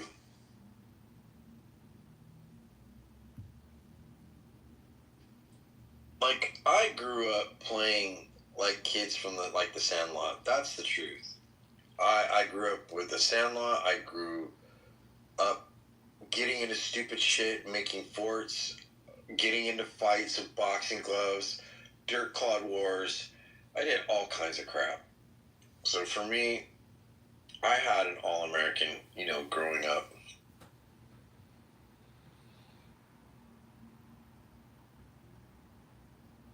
Open the third eye talking about stuff. Open your third eye. Open my... What? Open your third eye and then come talk to me, man. What the hell you're doing, man? I'll have a conversation with you right now. Let's have a conversation now. Well, he wouldn't do that. Yeah, funny face. I ain't gonna lie. You like some of the most racist people. Not that was racist, but never mind. Anyway. Bro, I wanted to hear what you had to say. I wanted to hear what Library had to say. Can Library finish what they had to say? Stupid black feminism shit. Just shut up, bro. Literally, just shut up. It's not hard. It's not hard to just... Hey, Lefty, quit the fucking bullshit, dude. They stepped in those shit here. Nigga Lefty love being a goddamn woman, man. Okay, so you like you're on your vibe. Worry about you went to the black feminism thing. Don't do that. We can't. Don't do that. Because I think all I want to do. This is all I can do. This is all I'm willing to do. I think that is the maturity level. And the reason is because if he does any performances just to quote unquote make her happy, but in his heart and in his authenticity. Agreement, and y'all egging these men on. Yo, don't do that, Al. Don't compare Loki to a woman. But I'm not asking, would you rather be an atheist or a believer of different faith? I'm saying, Which one would you prefer to eat? No shade. Hey, y'all. I had Starburst and Rolos. Rolos, yeah. Man, that should have turned them. What you should have done was just like, whoops, oh my god, one of them fell down my shirt. Jeffrey, which one can get out of my shirt fastest? Let's just, as a game, let's see what happens. You know what, a lot of guys have difficulty, like, unhooking bras through clothes. Let's have a competition. Okay. Actually, last night around 2 a.m. at my time, Clone was messaging me like she wanted to have consultation with. I was like half. Said about me, and I didn't come from the wild, bitch. You're missing the point. The fuck? That was racist when I told him that, by the way. Right. Well, no, because I used that theme as Parker used it, because we was at the aquarium in the first damn place. I'm like, they got this big whale in that little ass tank. They're like, we're stuck in the house. No, we're not stuck.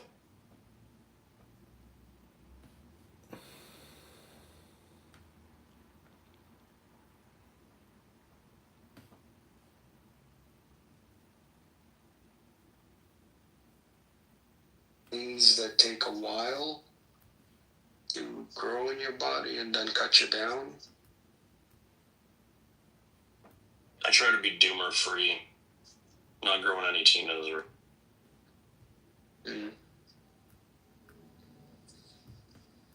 Like a lot of cancers take a while to grow inside, and before they get really problematic, you know. If you could catch them at stage 1, that's like a stage 1A or whatever, that's most ideal.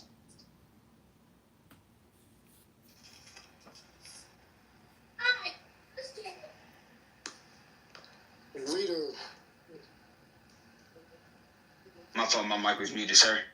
Okay, Matthew chapter 6. Go ahead and start. Yeah. I've done all of the courses, and then I Big it, just let it loose, baby. Let it loose, let it loose. So that's Let it loose, baby. I'm just saying.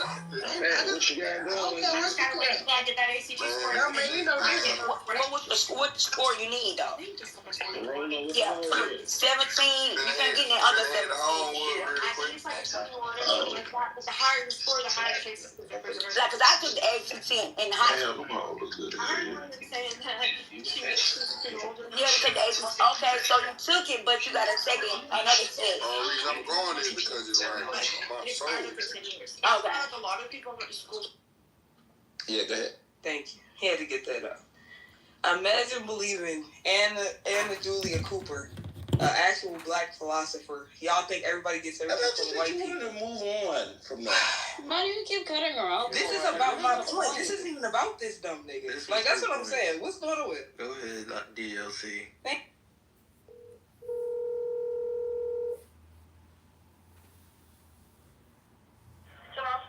How can I help you?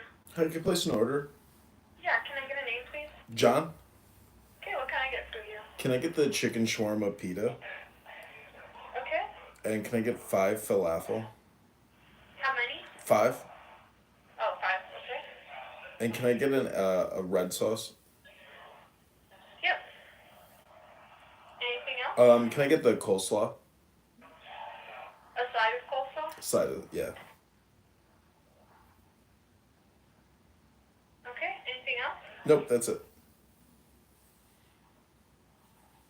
Okay, your total's $15.93, and that'll be done in about 10 minutes. Okay, thanks. See you soon. Bye.